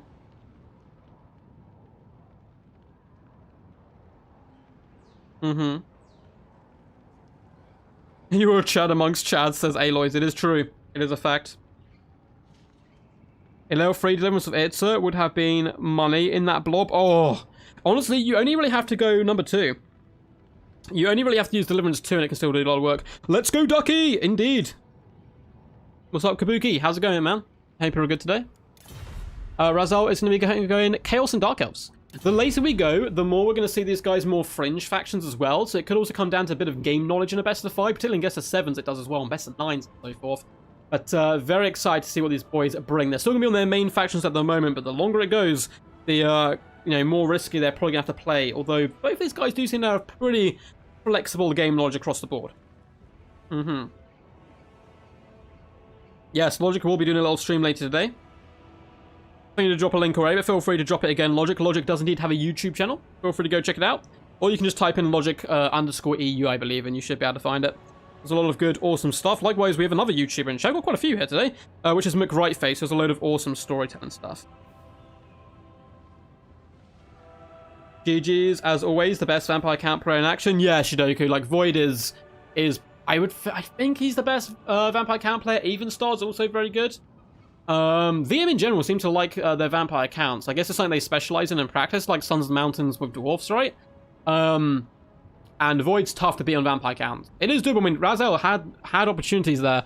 If he had managed to take down that Vargulf and kill it, that's so much less punch going forth after those dinosaurs. And we maybe would have got the extra engine of the Godsend on the blob, which would have been quite tasty. Quite tasty indeed. It's from a show called Arcane on Netflix. Strongly recommend to everyone to watch it. It is an absolute masterpiece of cinema. No kidding. I know nothing about it. This is like a League of Legends like lore thing, right? But which I was like, I don't really play League of Legends, so maybe it's not for me. But it's got like the most ridiculous reviews, like really good reviews. Everyone's saying it's incredible. So I am tempted. I am tempted to watch it at some point. Although no one's spoiling anything, or I will ban you from life. I will end your life. But The Witcher dropped today as well, the second season. I've not seen any of it yet, so I'm very much looking forward to that. Very much looking forward to that. Good luck to both. Yeah, good luck to both, man. It's gonna be Greenskins from Void, I think. Dark Elves v Greenskins. Oh no. We don't know if it's gonna be Dark Elves yet from Razar. He's got Chaos or Dark Elves going against Void's Greenskins. I think Dark Elves are decent against Greenskins. I think they got potential. They got sass.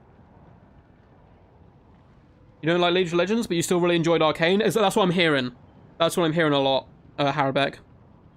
Lots of people saying, like, I never played this game, I know nothing about the lore, but everyone's saying the actual animated show is really amazing.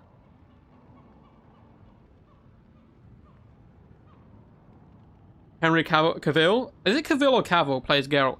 Fun fact, Dane. Fun fact to everyone in chat. I was trying to be sneaky for you boys, for you guys out there. Spoiled it for you. I've seen season 1. It's like, I got it for you. I spoiled it for you.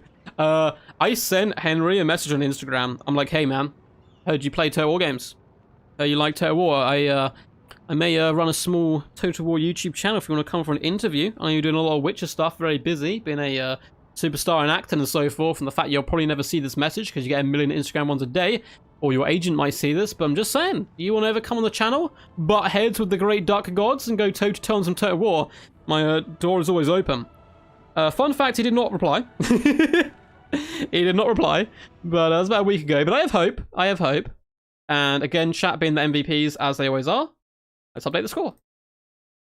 It is 1-0. Roselle versus Void. Champ v champ. And we're getting Chaos versus Greenskins. Archaon can slap the living daylight out of Grom, so you've got to be a bit careful. Yeah, no, he plays Warhammer and he also plays Total War. Yeah.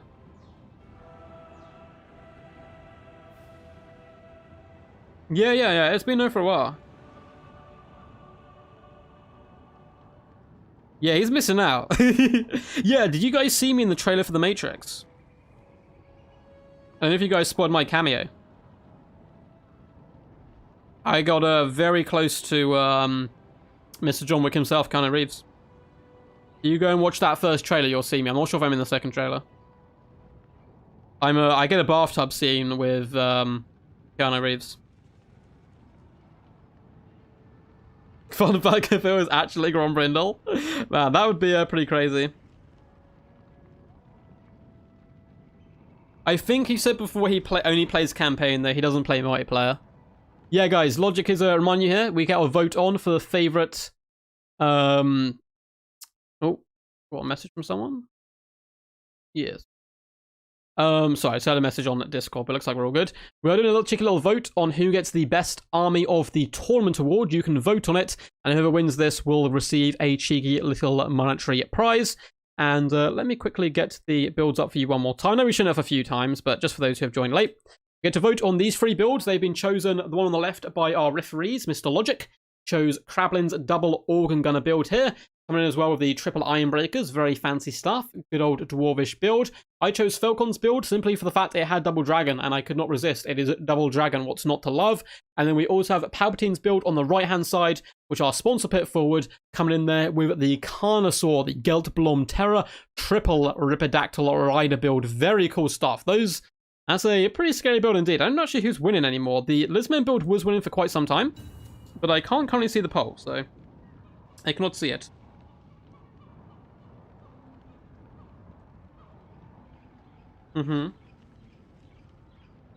Yeah, no spoil. If anyone spoils something, I'm not kidding. I will ban you from the channel. If anyone spoils anything, I'll come for your bones. I knew nothing about it. I'm so excited. I really enjoyed season 1. It was a lot of good fun. I hope you're enjoying it though, Ravenheart. Yeah, the Lore Master is named after Henry, isn't it? Yeah, which is a really cool thing. Oh, looks like both players. Oh no, Razel's ready. Waiting on Void. Yeah, I get a bathtub scene with Keanu Reeves. Oh, don't worry. So I put up the vote for a hot tub stream. And don't worry, guys, it wasn't actually going to be like me in a hot tub. It was also going to be me as a duck in a hot tub, which was going to be cooler. Live stream. But people didn't vote for it. They wanted a different stream. And I still haven't been able to do that yet because we've been absorbed with this.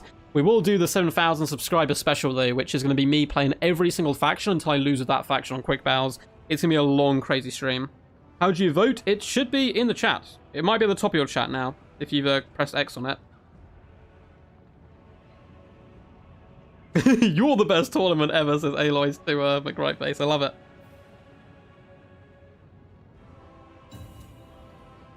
It's great, just like the first season. Oh, hell yeah. That's the kind of spoiler I want, just being told that it's going to be great. That I'm going to enjoy it, you know?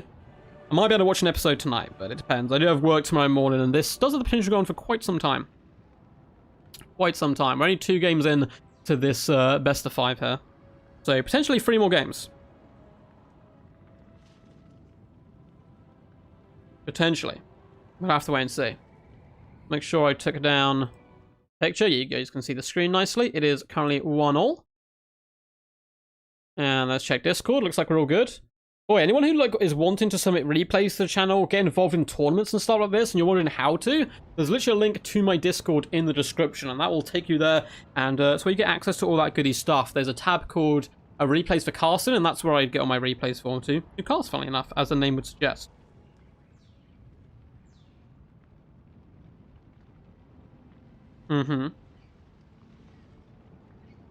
Awesome stuff. Yeah, if you're enjoying the tournament, feel free to like and subscribe and all that good standard YouTube stuff here. But I'm looking forward to this. I'm interested to see what these guys have cooked up for us. Greenskins, I'm expecting Grom, General Hag, Maybe even a Black Orc big boss wouldn't be the worst in this scenario. 8 Pigloons, load of skirmish cav, and Savage Orc Biggins is the main things I'm expecting. Oh no, Void has dropped.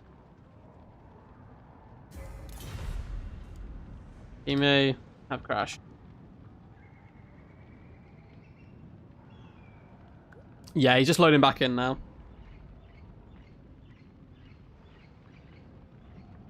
So hopefully it will only happen once. He's been pretty good so far. Yeah, I think Void got a new PC as well. I know he used to be a bit of a joke. They did a bit of a potato back in the day. But it's definitely improved. Krablin the best player in the new world? Krablin's a very good player.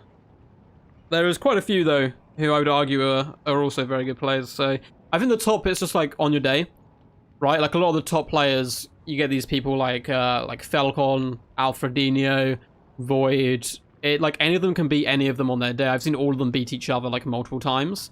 It's kind of just who turns up on that day. So it's hard to say which of them are actually better. There's not like one dominant person in the game right now. There was for a while. There used to be like one or two when you had Falcon at one point where he was like the guy winning all the events because Soothsayer had kind of stopped playing as much, and Soothsayer was the guy beforehand, and it became Falcon, and then you had like Lotus Moon and stuff challenging him, and now we've got like a bigger mixture of players who are all kind of at that top level, so it's hard to see, but the old dogs still got it in them as well, and they slap pretty hard still.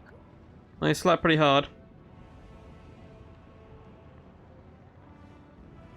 You wrote Sudoku, Ron? Yeah, I don't know if you guys know, Sudoku's actually the best player in the game. No worries.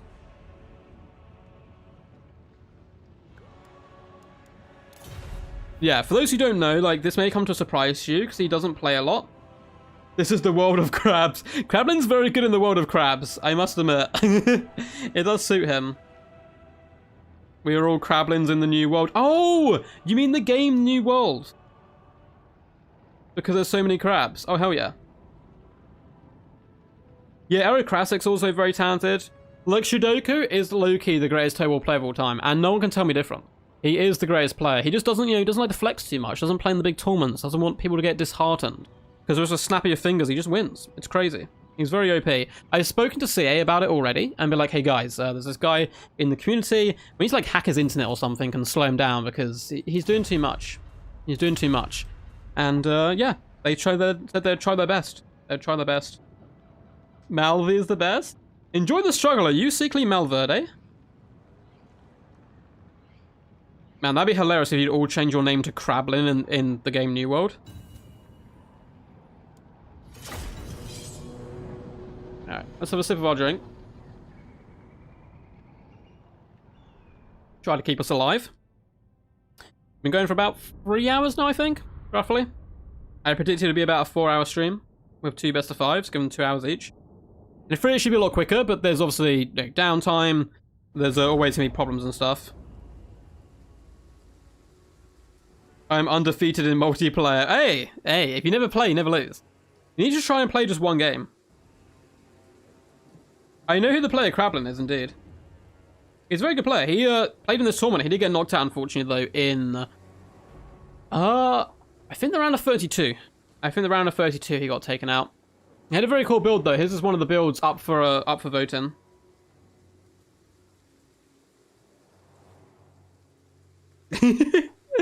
I have a 2-year-old daughter, says McRightface, who calls every animal in the book about ocean critters crabs. I mean, hey. It's a cool animal. Don't diss the crab. Or else give you a little pinch. A little sneep sneep. A little bit of a sneep sneep. What's up, Rusky? Rusky Jim? How's it going, bud? Hope you're all good. Yeah, the Soothsayer's a beast, man. He disappears and then comes back and, like, wins a tournament and then disappears into the void again. One of my favorite players, honestly. Very talented dude. Would love to see him back. Hopefully he comes back for Warhammer 3. But this game's been out for so many years, you expect players to come and go and disappear and that kind of stuff. So, let's double check. We are all good. Cool. Make sure I didn't leave a stream blocker up. And it is Razel. He hit hard. He hit first. Now he's been hit back pretty hard. So let's see how he responds. It is with the Warriors of Chaos. We have not a Horse Masters dotted along. So triple Horse Masters, 4 years of Horse Masters, which is pretty juicy. We have some Chaos Knights or Lances as well, I like to see in here. I'm pretty sure we saw some. Yeah, Chaos Knights of Lancers. We have the Demon Spew, the Mirror Guard, load of Chaos Marauders in the front lines. Again, relatively cheap with them. There's a Chaos Spawn Rush, which is a little bit cheeky, a little bit naughty. Double Chaos Spawn, as well as a third unit, which is the Weird Spawn, the Regiment of Renowned. Though Manticore in the skies is pretty scary, we also have a Chaos Sorcerer of Fire with Burning Head and Flaming Sword of Ruin. And then we have Prince Sigvald the Magnificent in all his war glory coming to the battlefield. The forces of the Green Boys and the Green Skins, it is pretty much as expected. We have a load of Skirmish Cav. No more Grim's Major Marauders. What world are we living in? What world are we living in? Just basic Wolf Riders, interesting stuff, and Spider Riders. We have Orc Boys. We have Orc Boys on the far side. We have a Giant Ritual Hag with Spirit Leech, Orc Shaman with a Brainbuster, and I think Grom the Paunch in the mix as well. The main infantry corps, it is a bucket ton of Black Orcs and Orc Boys as well. We have a Giant Ritual Hag, Orc Boar Chariots, we have the Hammer of Gork and Doomdiver Catapult, so a relatively defensive approach, but it's pretty interesting to see. We also have the Regiment of Renowned and Night Gobbos here. We have an Orc Shaman, which is pretty cool, and the Arachnarok Queen's certainly going to be rather nasty. Unfortunately, we don't have Grom the Paunch, which my heart always sinks, man. One day we'll get Grimgor in a competitive scene. One day. It'll happen, boys. Hold out. Hold out hope. It's coming for us. It's coming for us. Pretty cool build all around, though. Pretty cool build. I like it quite a bit. I'm sure I didn't miss some Morgul's Major Marauders. I'm so surprised seeing like a skirmish corps without them, which is just so crazy. Crazy stuff indeed. Unless they're like hiding somewhere. They hiding in the backs? No, it doesn't look like it. Good luck, have fun. Good luck, have fun indeed. Yeah, no regiment around art like skirmish cav is a very bold and newish choice. Have we got the Crimson Killers or something in here? I'm currently only spying 2 regiment renowned unless I'm being blind. Hammer of Gork and the Night Goblins. Oh, it's Arachnarok Queen. Ah, there we go. Perfect, perfect, perfect. The players have really adapted well to the rules. Like the first few rounds, we obviously had a few problems with people trying to remember them. This map is poo, says Dave. Hey, this map is beautiful. It's beautiful. Grimgor the best. Grimgor is the best. The skirmish cav's going to charge forward, just poke and harass as much as possible. It is currently aiming at the Pharaoh Manticore, but he's duking back and forth, and a good target is those Chaos Spawn. I like this pick here to try to deal with them. However, there is so much enemy skirmish cav, they're easily going to be driven away and forced back. But hey, if the skirmish cav's dealing with them, it's not dealing with those chariots, and it's not also dealing with the Arachnarok Queen. The Void continue to follow the attack and roll by pushing forward with his skirmish cav and being annoying and waiting for his opponent to get in range of the Doomdiver, and now he can sit back in a defensive posture and vibe. Doomdiver catapult's being launched after the Knights, it would seem. Yep, they're going to go in. Go, my beautiful Goblos. Fly. Fly to glory and your deaths. Done some decent work. 4 Chaos Knights are unfortunately being slaughtered. Now, Skirmish Cav's going to trade effectively up against the Horse Masters, as well as the Marauders and stuff. Get some nice damage done on them. But they are being forced back, and the Chaos player needs to just push, get super aggressive right up in the face of your opponent and start carving them to pieces. Now, Grom the Paunch is going to be a nightmare. You have the Knights to pin them in and the double Pharaoh Manticore, but Prince Sigvald can easily get cycle charged. Here's, however, a big old pain and sticky poop in the butt himself, and will take a long time to drag down here. Goblin's going to continue to kite down back as the Wars of Chaos do advance. Horse Masters on this left-hand side, launching 1 or 2 javelins over, but they're going to be outnumbered here. They are far better combatants, however, than the little Gobbos, who are laughing, jumping in, cheering, and then running away again. They stab, stab, they shoot, shoot, and they flee, flee. Well, that sounds a little bit Skaven-esque there. Marauders are advancing, certainly going to struggle up against the might here of the Black Hawks, but I guess that's what the Mirror Guard are in for, as well as the Chaos Spawn and other elements. Trying to float around, you can see the Giant Ritual Hag currently lurking and hiding in the trees, which is really quite lovely. And the Boar Chariots are going to push forward with Grom. Now, Prince Sigvald's going to counter-charge, but Grom just doesn't need to fight this. I don't need to fight this. I want to fight Sigvald. He's going to beat the crap out of me. I'm just going to run away. So he simply falls back, and you can see he's able to make a good escape there. Void timing that escape really nicely. Chaos Pharaoh Manticores are starting to swarm into the back. They've got quite a few good targets. The Hammer of Gork, the Doomdivers, or any of the characters or chariots would be good news. And Grom needs to be a little bit careful here. He is getting danger close to this prince, and the Manticores could swoop in and actually pin him in place. Now, the Arachnarok Queen is about to receive a load of javelins from the Horse Masters straight into that flesh. Not going to enjoy that one. Black Hawks, though, are overwhelming the Knights of the Chaos Knights here. Lovely, lovely ambush from the trees here by Void. Big fat burning head goes down on the goblins. That is going to stop them from using their Fanatics twirl. Although they just get off in time, that's going to be probably the only cast they get. It is coming down the line, though, on the Mirror Guard, getting some good work done. Grom is trying to tank Prince Sigvald. Even with a Scroll of Shielding, it's not going super well for him. He will be able to come back and fight another day, though, if the Chaos to get to manage the rest of the battle. Horsemen doing a decent job. Demon Spew are hunting down Orc Boar Boys and Black Orcs, and the Skirmish Cav is still alive, shooting into the Black Orcs with some really good targets. However, the Greenskins are pushing through on the flanks, dominating the right and the left-hand side of the battlefield. But in the middle, the Manticore needs to go after this Orc Shaman or after Grom, because they are both suffering right now. You can easily kill this caster, but it looks like we are going to get a spell go down before that, unfortunately, does happen here. Manticore Supercell on Grom. This is not a good situation, unfortunately, though it looks nice. Here's a Rampage, so Razel has absolutely no ability to command him, and the Orc Boar Boys are going to rear charge it and shut it down. That's a lot of punch gone because it's in a bad situation. We do get a Flaming Sword of Rune go down, as well as a War, so everyone is duped up right now, really looking to scrap it out, and Prince Sigvald can go after that Giant Ritual Hag, but he's attacking all these regenerating Lords, and then Void will pull out, and just regenerate them up again, so it's not actually that good a time for him. Horse Masters are trying their best. Chaos Spawn have managed to catch double Black Orcs here, which is really good play by Razel, distracting 2 units and allowing his horsemen to throw javelins in. Manticore does finish off the Orc Boys as well as the Hammer of Gork. A very close game. These guys are punching each other hard. Greenskins, though, starting to dominate. Wrapping up at the back here, the horsemen getting surrounded by the Goblin Wolf Archers. Both Horse Masters getting finished off with the help of the Orc Boys. And I think that game management of managing the flanks, managing the whole battle, not just the center, has helped Void into a really dominant position in the main fight. Prince Sigvald is trying his best. We have his Spirit Leech go down on the Chaos Pharaoh Manticore, who does need to come back into play with a very healthy Ragnarok Queen left. It is looking a little rough right now for our boy Razel and the mighty Warriors of Chaos, though. The Prince Sigvald, that's how much value he's got. He's done pretty decent work so far. Only 600 value, I take that back. Not really doing it too much, but he's still very healthy. In the back, we do have Chaos Knights with Lancers, and it's his time now, Razel's time, to actually catch Void out a little bit. Catch his Orc Boar Chariots, start to surround them, poke them down, and delete them. And the Black Orcs are abandoning them. This could be a bit of a mistake. He's going to lose his Chariots here if he's not too careful. He does have the support, though, of this Spider Eyes, which is quite nice. Big Fat Burning Head is going to be enough here to finish off these Orc Boys. Also going to tickle Grom a little bit, give him a little bit of a bad feeling there in his stomach. It looks like the Orc Boars are also going to be going down to the weird spawn here. The Hammer of Gork attempts to get back online, but these blood-hungry Chaos Marauders jump on them and start decapitating Gobbos, who are really going to be suffering there. The Giant Ritual Hag is still alive. The Black Orcs are doing a decent job here up against the Manticore, who unfortunately did Rampage. It's really bad news there for the Warriors of Chaos. They still have a decent amount of Horse Masters left alive. Maybe they're not out of this yet. Maybe they're not out of it yet. The Ragnarok Queen is kind of what frightens me. And that's a lot of Black Orcs still around, actually. That is a lot of Black Orcs. I mean, you never say never with Prince Sigvald around. We do get a summon of Spider Hatchers as well. Maybe just trying to push that balance power to Army Losses range.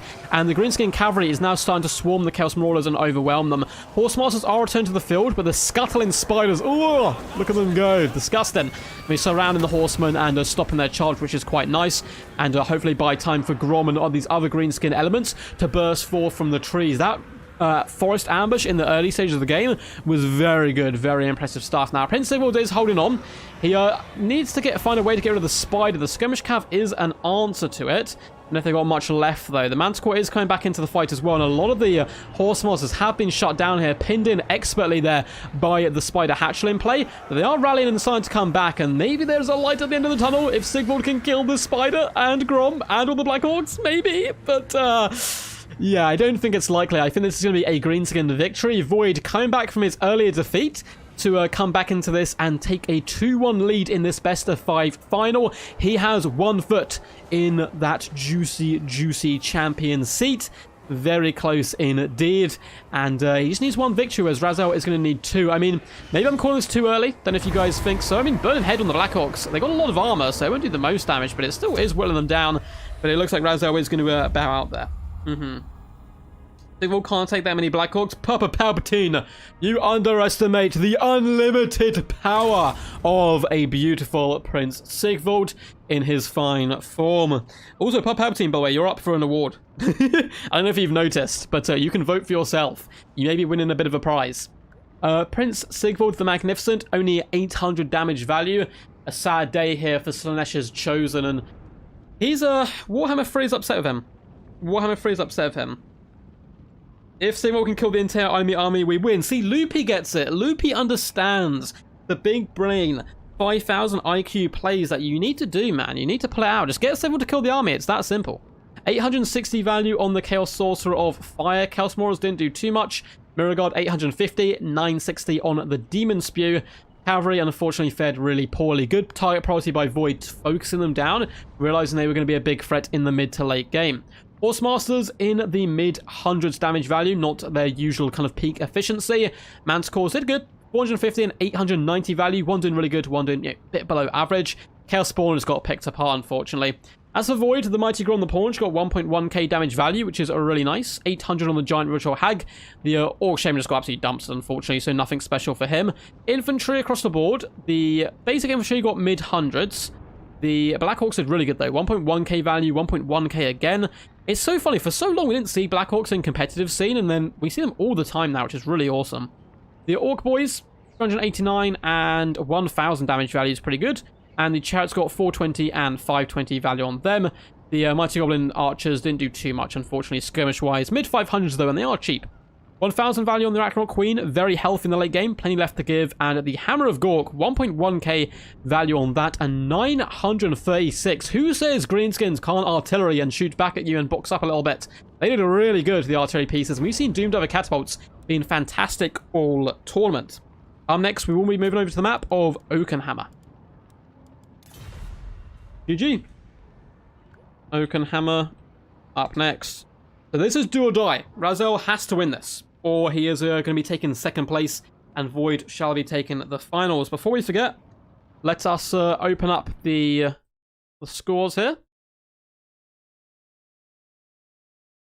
And Void is 2-1 up. He was looking a little bit rocky in that first game, but he struck back hard here and is looking to try to take the crown. One victory is all he needs. All he needs. I am here! The mighty Zack has doth arriveth. I am here. How goes the finals? Pretty good, man. You've made it in time for maybe the last game, or maybe we have 2 games left in us. It is a best of 5 finals. We've done the best of 5 third place games. It was really awesome stuff. But it is Void in the ascendancy right now. He lost game 1. He's come back hard, though. Won the next 2. Needs just one more victory. One more juicy victory. And he will be claiming the title.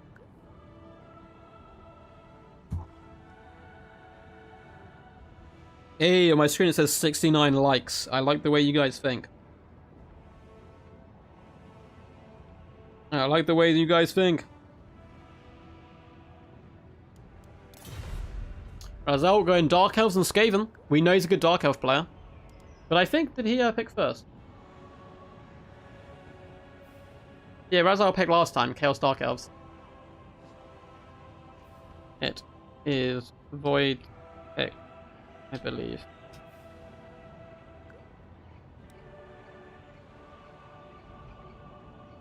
Yeah, it's been a great tournament all round. It's been a good finals as well. Time for the undefeated Norska. Yeah, Norska looked like they lost earlier, but they won the war, so it counts as a win. So, Void could bring Norska. We've seen him bring Norska before. My bad. No worries, bud. No worries, bud. No worries at all. So, for one of the last times, possibly the last time today, I'm going to pop something up on your screen. This is an award for the best army of the tournament voted upon. We have Crablin on the left, who was voted in by our referees for the Dowie build, Double Organ Gun Madness. In the middle, we have Falcon's build, voted in by myself for the Double Black Dragon. And on the right-hand side, we have Papa Palpatine, voted in by our sponsor for a rather beautiful Lizmen build. I must admit, it was I was going to pick this one, and then it got picked in advance ahead of me, and I was like, oh no, I wanted to put this build in.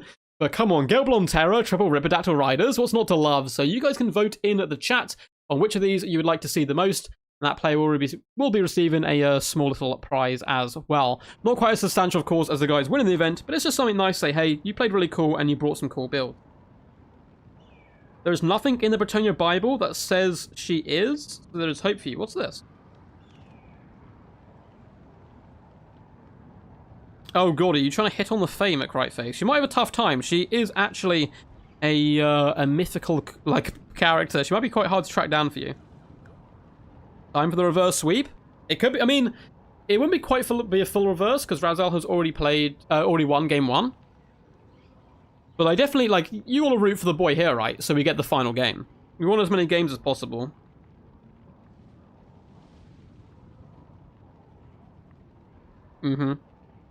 Just looking through chat right now. Yeah. You guys need to give your energy here. We want the final games. Void picks Beastmen and Wood Elves, and Razel goes Dark Elves. I'm pretty sure we're going to see Wood Elves from Void. I'm pretty sure. Razel's a very good Dark Elf player, though. He's certainly no joke with them. It's going to be tough. He might be feeling a little bit down, though. He's got, like, the 2 losses in a row.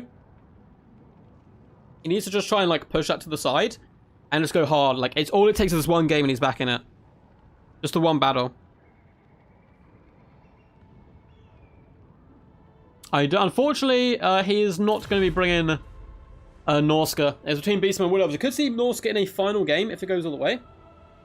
Void is looking at his builds here for Beastmen and Wood Elves and trying to figure out what he's going to bring.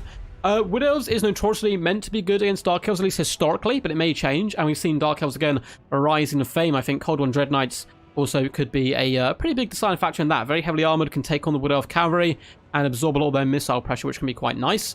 And again, Wood Elves have struggled in the Ultra Funds. It is something they seem to be a little bit worse in. Then with the Beastmen as well, very powerful, but it is certainly durable. Lots of Squadron of Chariots are a pain in the butt. Lots of fast mobile range units. You got Marathi. You got plenty to take them down. Plenty. The chat says Groot, and the chat wants the Wood Elves. According to one. You don't know these two? Oh, Zach, they're very good players. Void's been a top-tier player now for a long time. Won quite a few tournaments. He's come to speed from the scene a little bit. I haven't seen him win anything for quite a while, but I think he hasn't been competing. I've been like, you know, looking at people's like finals and semi-final stuff when they cast stuff on YouTube and Twitch and so forth, and I haven't seen his name around as much as I used to. So I think he probably took a break from the game, but he's obviously returned for this. And Razel's has been a consistent great player for a very long time as well. Could be an elf battle. If Void brings Durful, I have to root for the Groot. That's understandable. It is very understandable. Hope you guys are all prepared for Christmas, by the way. Hopefully you get to see your loved ones this year. I know last year was pretty tough for everyone. I wasn't able to travel home, which really sucked. Like, see my family, obviously, because of COVID and stuff. And it was pretty bad here in the UK at the time. And it's getting pretty bad again. I did actually have a jab today. Luckily, no side effects, like, at all. Like, at all. I don't feel anything, which I'm probably going to curse myself there, and, like, later today I'm going to start feeling terrible. Might happen overnight, who knows. Hopefully not, because I got work early in the morning. Let's check Discord.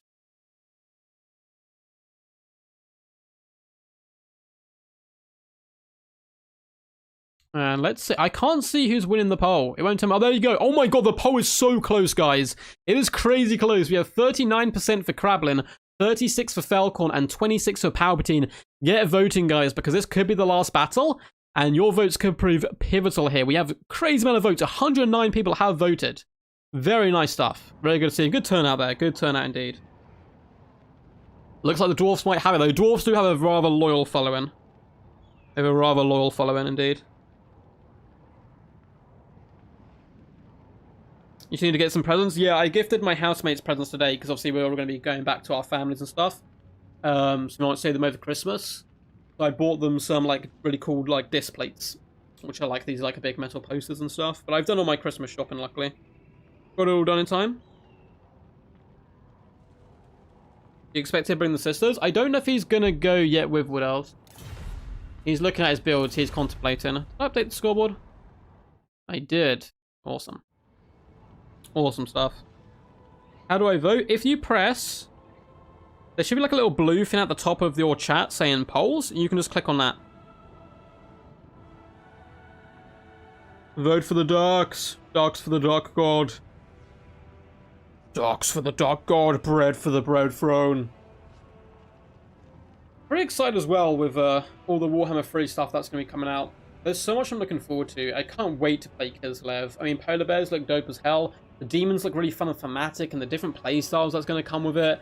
It's just, I'm going to be rolling in it. Absolutely rolling in it. It looks beautiful. B-E-A, beautiful. Who you guys think's got this, though? You think Razal can fight back, or do you think Void's going to put this one in the trunk? The meme blade. We demand the meme blade. Give him to me. Did you get anything for yourself? I did. I did actually get myself a Christmas present. I nearly got myself two, but I stopped myself. Because Mount and Blade is on offer. I've been tempted to buy it. Because it could make some fun content over it as well. There's some really cool mods for that game. It's kind of run on like a modern scene.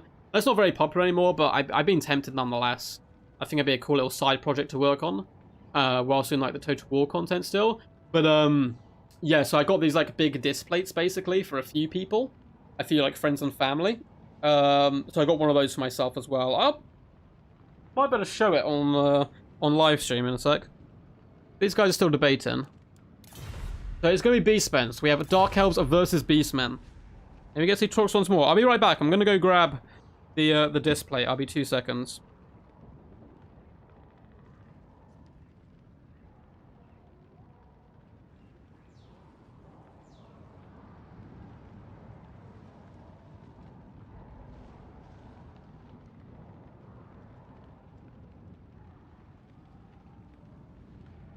Oh, I have returned it. Let me quickly sort myself out.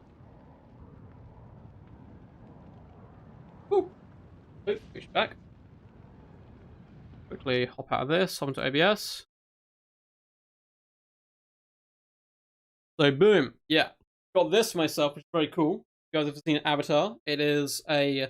Oh god, that glare is horrible. Oh, you can't really see because of the glare too well. But it is a Uncle Iroh, which is a character from a TV show, little display, little cool poster, which is very cool. And for those who missed it earlier on, my housemates, who did like an early Christmas, basically, because we're all going away different places, got me this, which is pretty amazing. We got a little Kratos rubber duck, looking very angry, like very angry, with a little axe as well. Very cool stuff, as well as... Pop that back there. We also got some rubber duck socks. So I feel like the rubber duck fin has, pop that in the middle. Boop, boop. I feel like the rubber duck fin's got out of hand a little bit, but I love it. I'm all for it. And, yeah. So yeah, that's what I've got for Christmas, which is very cool stuff. So, oop, let's pop that back down and load in. Looks like the guys are still debating what they're doing. Iroh's a Chad. Iroh's the truest Chad. He's one of my favorite characters in like any show. I know you can really see it there probably because of glare, but it is really nice. It is very nice indeed. Big fan of the boy.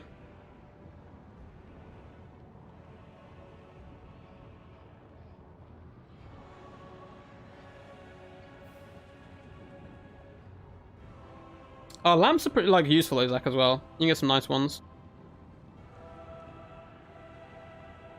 I'm rooting for Void solely because he's a VC main, and automatically I know he's a man of culture, says Dog. A man of class and culture plays vampire accounts. Iroh's the Chad, says Dame. 100%, man. 100%. I hope your channel's all going well, by the way. Dame Offensive, she's a super talented YouTuber. Has actually some of the best videos out right now in Total War. I'm not even kidding. I'm not even like hyping up because she's in chat. The advertisement videos she's doing are like top notch. I'm sure you've already seen them by now, but you should definitely go check them out. The best stock ever? Yeah, Kratos stock is pretty awesome. The Kratos stock is amazing. I love it. It's very cool. I feel like Iroh was everyone's adopted father who watched Avatar. Like, he is your adopted father.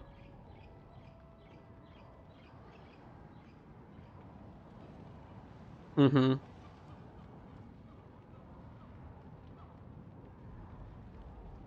It is very cool.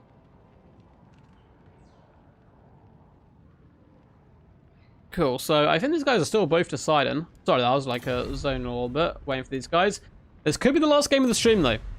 If Void does take this one home, but Dark Elf's honestly not that bad against Beastmen. It's certainly doable. Click on an open map like Oakenhammer, plenty of room for kiting and stuff.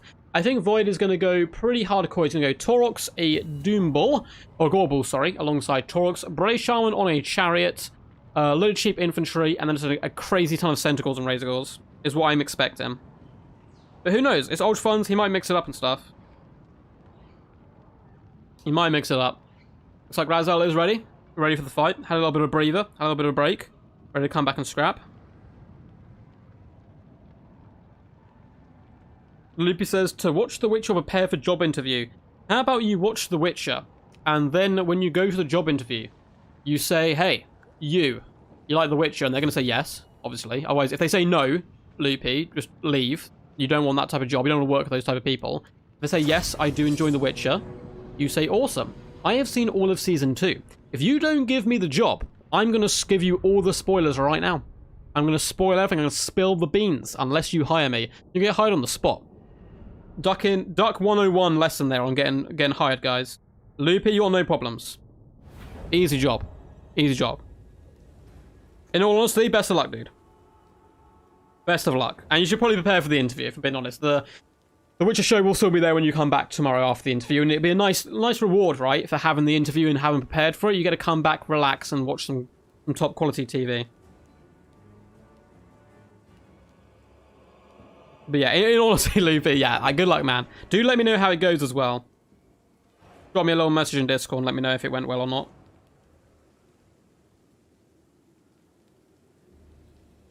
Isn't Marathi Del Manticore particularly good in this build? I mean, Marathi Del Manticore is particularly good in most matchups. But yeah, it's pretty useful here as well. It can do some good work, just sniping and stuff. Use the Witcher dialogue, Loopy grunts at every answer. That is very Witcher-like. And or words I can't say because YouTube will demonetize me. Here we go, the ultimate showdown of Ultimate Destiny. Every battle is on the line now. Both these players scrapping. Razel, this is do or die. He needs to win. He has to have the win here or he will be going out. Still a really impressive second place out of 66 players. It's certainly no joke whatsoever. It's some of the best performances from him I've seen as well. He's improved so much. He's up against the almost... inflammable Void. Like, Void doesn't seem to lose his cool too much, and when he can keep his cool, he has got very good micro indeed. Let me quickly double check that we're not pulling an old-fashioned one. No, okay, cool. We don't have a screen blocker up. Let's delve in and look at these glorious builds. For the forces of the Dark Elves, of course, Razel gonna go ham, bring in double Manticore as well as Marathi in the skies with Soul Sealer and the Wand. Pretty standard stuff. We do, however, have a rather sexy pick of the Raven Heralds. Razel trying to win the chat over here and give him that little bit of boost to his performance. Awesome little pick there of the Regiment Rounds in the sky. We have Scourge Runner Chariots, we have Dark Riders and Repeater Crossbows, Senecio Harvesters, we have Cold One Knights, Double Assassin, a load of Witch Elves, a load of Dread Spears who are really miserable and not too happy to be here, but they are, so they're going to have to deal with it. So it's a Singing Doom as well as a Reaper Bolt Thrower on the hill. Very cool stuff indeed. The Beastmen, it's kind of what we expected, right? When a load of cheap infantry, Blackhorn Ravengers, Gore Herds, Ungore Herds dotted all the way along, and then a load of fast mobile elements. We do have some Ungore Raiders in the mix as well, which I quite like. Double Ungore Raiders, and then 4 Centaurs, and a load more Centaurs as well. So mixture of melee ones and the 4 range ones. Double Tuskor Chariot, Bray Shaman of Wild with Traitorkin and Bray Scream, Bestigors, Taurox the Brass Bull. No Gorball though. Where's the caster? Oh, there's the caster. It is, yeah, Traitorkin Bray Scream, of course. And then we have the Eye of Morso, which I think is a really solid pick. Now, the Bolt Thrower is going to be a big old pain in its butt, though, and kind of poke it down from long range. Should, though, be a rather durable beast and get some nice rock thrown in of its own. So I'm expecting it to do some pretty juicy damage as well. It begins. It does indeed.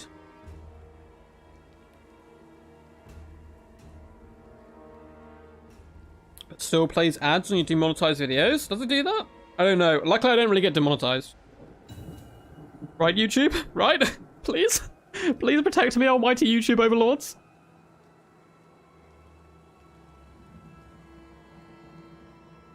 Oh, if Loopy got a job at CA, that would be the coolest.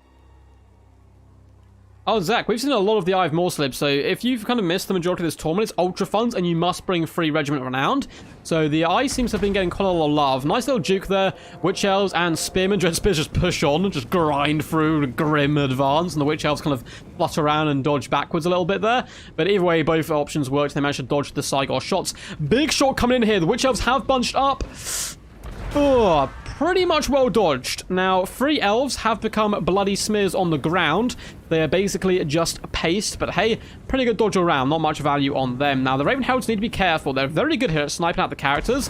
They do have to dodge the Centaurs, though, who are going to be rather nicely. And this time, the Cycle actually connects. Lovely Kobe there. A little bit slow on the draw. Unfortunately, dodging that one. 22 kills there. This is beautiful play by Razel here, though. This is exactly what you want to do for anyone struggling with deal with skirmishers. Just send some spears at them. They got 30 armor. They're silver shielded. They're cheap. They're just wasting axes, and normally Void should be taking these off fire at will, but that is quite micro-intensive in general, and he wants to focus elsewhere.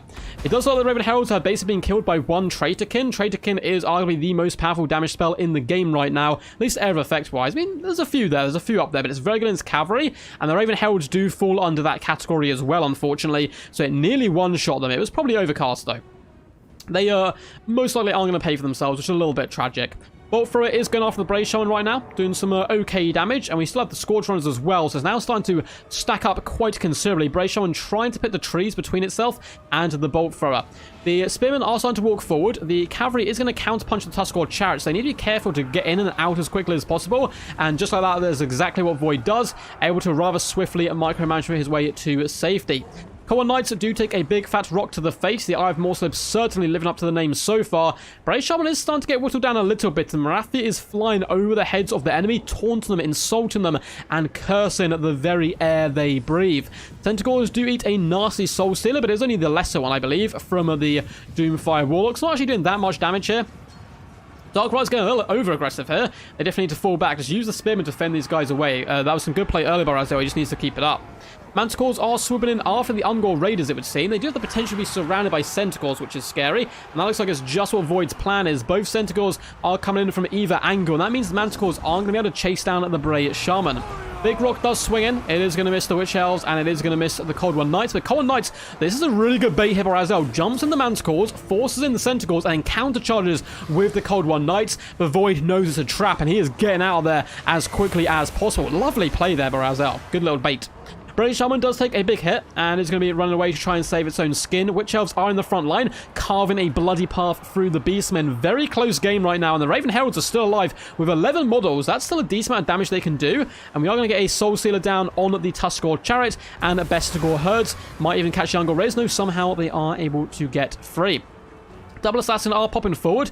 The Dread Spears are being used to force back the Centaurs, and in the back, the Dark Riders counter-skirmishing the Centaurs rather nicely. However, the Bolt Thrower was sacrificed here, as the Dark Elves realize we just need to push forward, and the Groghuser Wolf's Run are going to gobble up the Bolt Thrower. It is a sacrifice that had to be made, but it's still going to be a painful blow. Scorch Runner Chariots, as well as the Cold One Knights, are starting to beat back Centaurs on this side, but it does look like Beastmen starting to pull into a state of advantage. Manticore is engaging Phyrexes in combat, though, which is not good news for those throwing axes. The Raven Heralds are taking considerable damage as well. They need to make sure they stay out of all bow fire. They are losing models, and they are losing models fast. Now, the Assassins are going after Torox.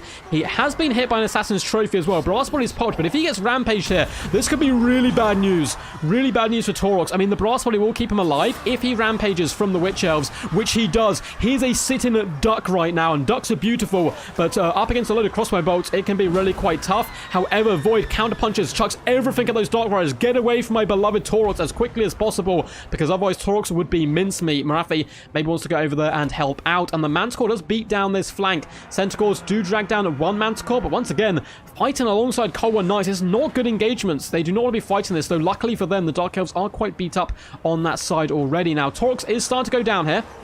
He's doing decent damage to one assassin. The other assassin is poking rather nicely, but the Beastmen counterpunch by catching a load of the Dark Riders with all of this lovely Centaur play.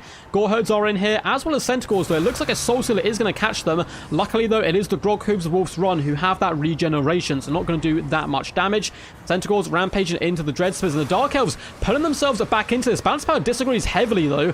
But I don't know. If the Torx goes down here, that's going to be a big blow, and Marafi's getting in here. He's rampaged and simply not able to escape, but can Marafi drag him down? She's twirling that halberd of death, but that thick armor of Torox keeping him active, and he's regained his senses. Void needs to get him the hell out of here. He does not want to be fighting. The Assassin's going strong. The Witch Elves are surrounding him. The Tuskor Chariots likewise, and Torox does break. We may see him go down here. A big wand is brought down from the heavens, down to just 300 HP. There's a lot of Centaur throwing axes left, but they do get caught by a nasty web of shadows.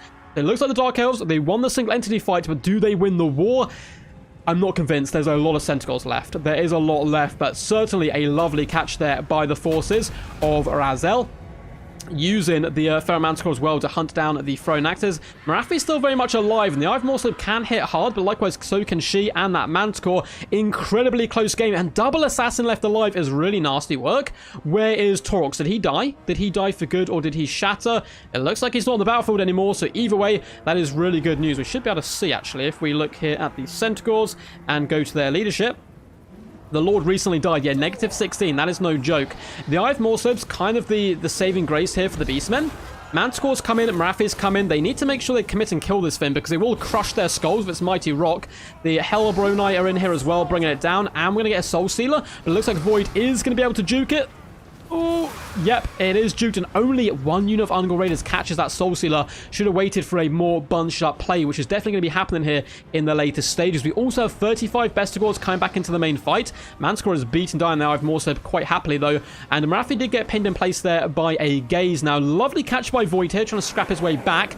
Does surround the Canine Assassin and start to run it down. And there's a Feral Manticore on the warpath coming in to assist. And the Dark Elves are running out of steam. They are really running out of steam. And despite a lovely snipe on Torox, it might be too little too late here. The Ungol Raiders are still alive. Marafi's desperately trying to finish them off.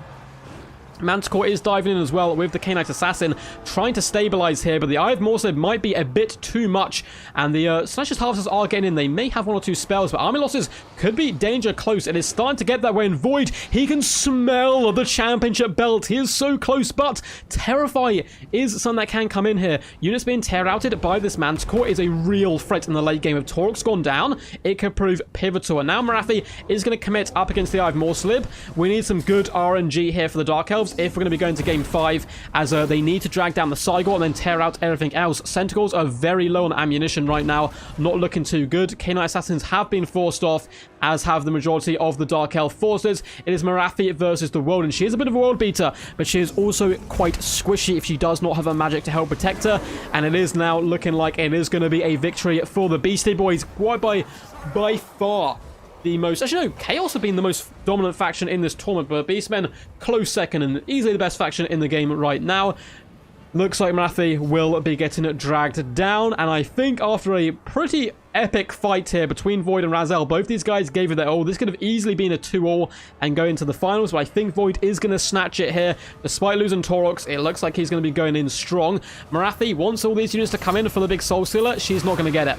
She does manage to pop it on a couple of units, but now the cavalry is going to commit. Everything just needs to come in, and she'll simply break. Look at the amount of infantry left on the battlefield. Void, though, he's not taking any chances whatsoever, and not trying to give his opponent anything. Using his cavalry to force off units, chase off all the routing units, leave Marathi with no friends, leave her isolated, alone, and have her soul ripped out, her heart on display on Kazarak's wall, as the Cygor shall give it to her as a prize. Looks like she's trying her best here, but she's been hit by Warp Gaze. She can no longer escape, and the Eye of Morslib may well have been the MVP, stabilizing the Beastmen lines when it looked like it was going to be, gone. The Beastmen were in real disarray there, so well played to Void to bringing it back, and the Eye of Morslib, I think, was the main reason. It was this big, scary monster which worked as a anchor in the middle of his line when all the other units were starting to run and flee. We can't really ask for a better game for a final than that. Well played to Razel, well played to Void. Both players playing out of their skin here. Fantastic, fantastic game. Marathi with the 94 kills, 2,283 damage value. Beautiful work there by the beloved Marathi. 743 damage value, 636 value on the Assassins.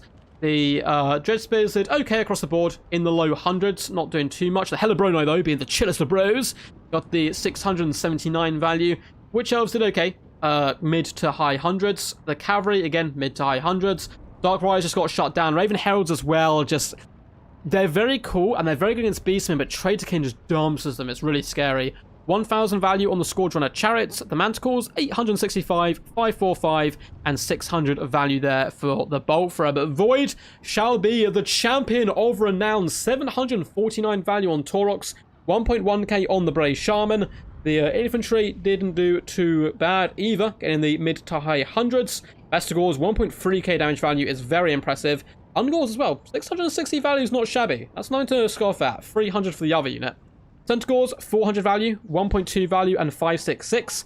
480 and 155 for the Tuscarora Chariots. Centaur's got 1.2k value, 770, 1000, 1400 Regiment Renowned, again proving the power of the Skirmish Cav, and 1.2 on the Eye of Morslib, being an absolute beast.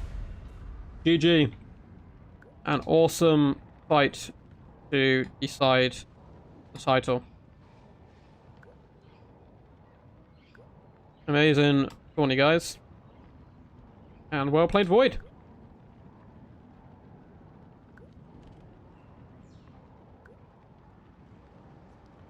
Contact the Mijono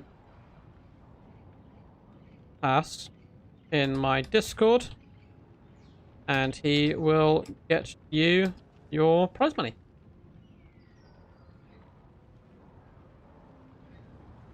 Cool, just let them know. Thanks for hosting this tournament, and thanks to Has2, says Razel. No worries, man. It's been a pleasure. It's been awesome watching you play. Always a pleasure to see you on the channel, man. And we've had a crazy turnout. Shout out to all 66 players who played in this event. I know a few went out early in the best of ones and so forth. There was lots of upsets and stuff, but really awesome work by everyone. A really fun tournament all round. And honestly, Razel played really good, and he's got nothing to be ashamed of. Going against Void, or losing out to Void, is, you know, almost everyone's done it at some point. He's a very scary player, and he's still going to be going home with $350 as his prize pool, but Void shall be claiming the title as well as the $650 prize pool. Everyone you saw today will be taking the prize, but there is still one left to give. Get your last votes in now for your favorite build of the tournament. There's a poll in the chat, and I'm going to be rounding up in just a second. But once again, massive shout out to Haas. I know he's going to be watching this back via like replay and so forth, because it's like, I don't know, middle of the night where he is in China right now, or probably early morning at this point. But massive shout out to him, all that he's done for the community by bringing all these players together. This is the biggest tournament I've seen in a freaking long time from any content creator, not just myself. Getting this many players in, it's really brought everyone together. It's had some awesome games, some fun rules. We've had mix-ups in metas and so forth. It's been an absolute blast to cast. So he's the real MVP here, honestly. He's the real MVP. But it's been a really fun tournament. And more importantly as well, guys, I hope you have enjoyed it as well. This is the reason we do tournaments. Tournaments wouldn't exist if it wasn't for the fans watching. So I hope you guys enjoyed the tournament. I hope it was entertainment. We're going to be doing some more as well. Some more tournaments, don't you worry. Going to be doing one with Loopy hopefully soon. On a modded tournament, doing some ladder stuff next week. And when Warhammer 3 kicks off, we are going to be going absolutely ham here on the channel with all that juicy content. So make sure to like and subscribe if you want to stick around. But let's see the end winner of the poll, and then we can go on a little duck raid perhaps, and I can send you guys over to raid someone else if you're still wanting some juicy stuff. Looks like the poll is very close. So let's see. Great Tawny Ducky McDuckface. Thanks so much, man. Congrats to Void. It was a great battle, 100%, and well played to Razel. An amazing player, of course, man. Always. It looks like it is going to be a very close between all of them, but taking it with a 39% voting, the mighty Krablin shall be receiving his prize for the greatest build of the tournament. I think that was swung quite heavily by all those Dowie fans I often have in my chat, as it was the mighty double organ gun build, which I must admit did indeed look very cool. So I hope you guys enjoyed this one. It was a really fun stream, and you guys made it a blast. So I'm very quickly going to go check and see if I can find anyone else streaming Total War right now. Total War. Warhammer.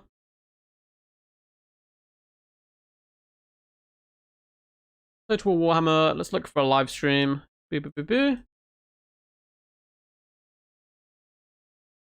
For some reason, I typed in Total War Live and it comes up with Ghosting in a Halo Infinite, which is random. Cool. It looks like Linksy is streaming some Total War right now. So I'm going to get your link to him. Please do go over there, yell quack, and demand bread, as is the usual in our raids. So I'm going to drop a little link there. Hopefully that's going to pop up for you guys. Go say hello. Linksy's a really awesome person. Really cool guy. Does some awesome content and so forth. What type of kind of title does Crab get for winning the poll? I mean, it was just the best build of the tournament. We should probably think of a title for him. I don't know. Like the Krusty Krab or something. But yeah, that was cool. But yeah, there's a link anyway, over to Linksy. Feel free to go say hello, yell quack, demand bread, and for the last time, we will open up the score. And change that to 3-1 there to Void in the finals. And that's it for the tournament. It's been crazy. It's been like 3 weeks of tournament, loads of prep before then as well. It's been quite exhausting, but also really good fun as well. And that's it for the tournament. It's kind of crazy to think it's all wrapped up now after 66 players down there to the 1. Well played, Void. He is our champion. And I've been a Rubber Duck of War. Peace out, guys. As always, peace, and stay awesome.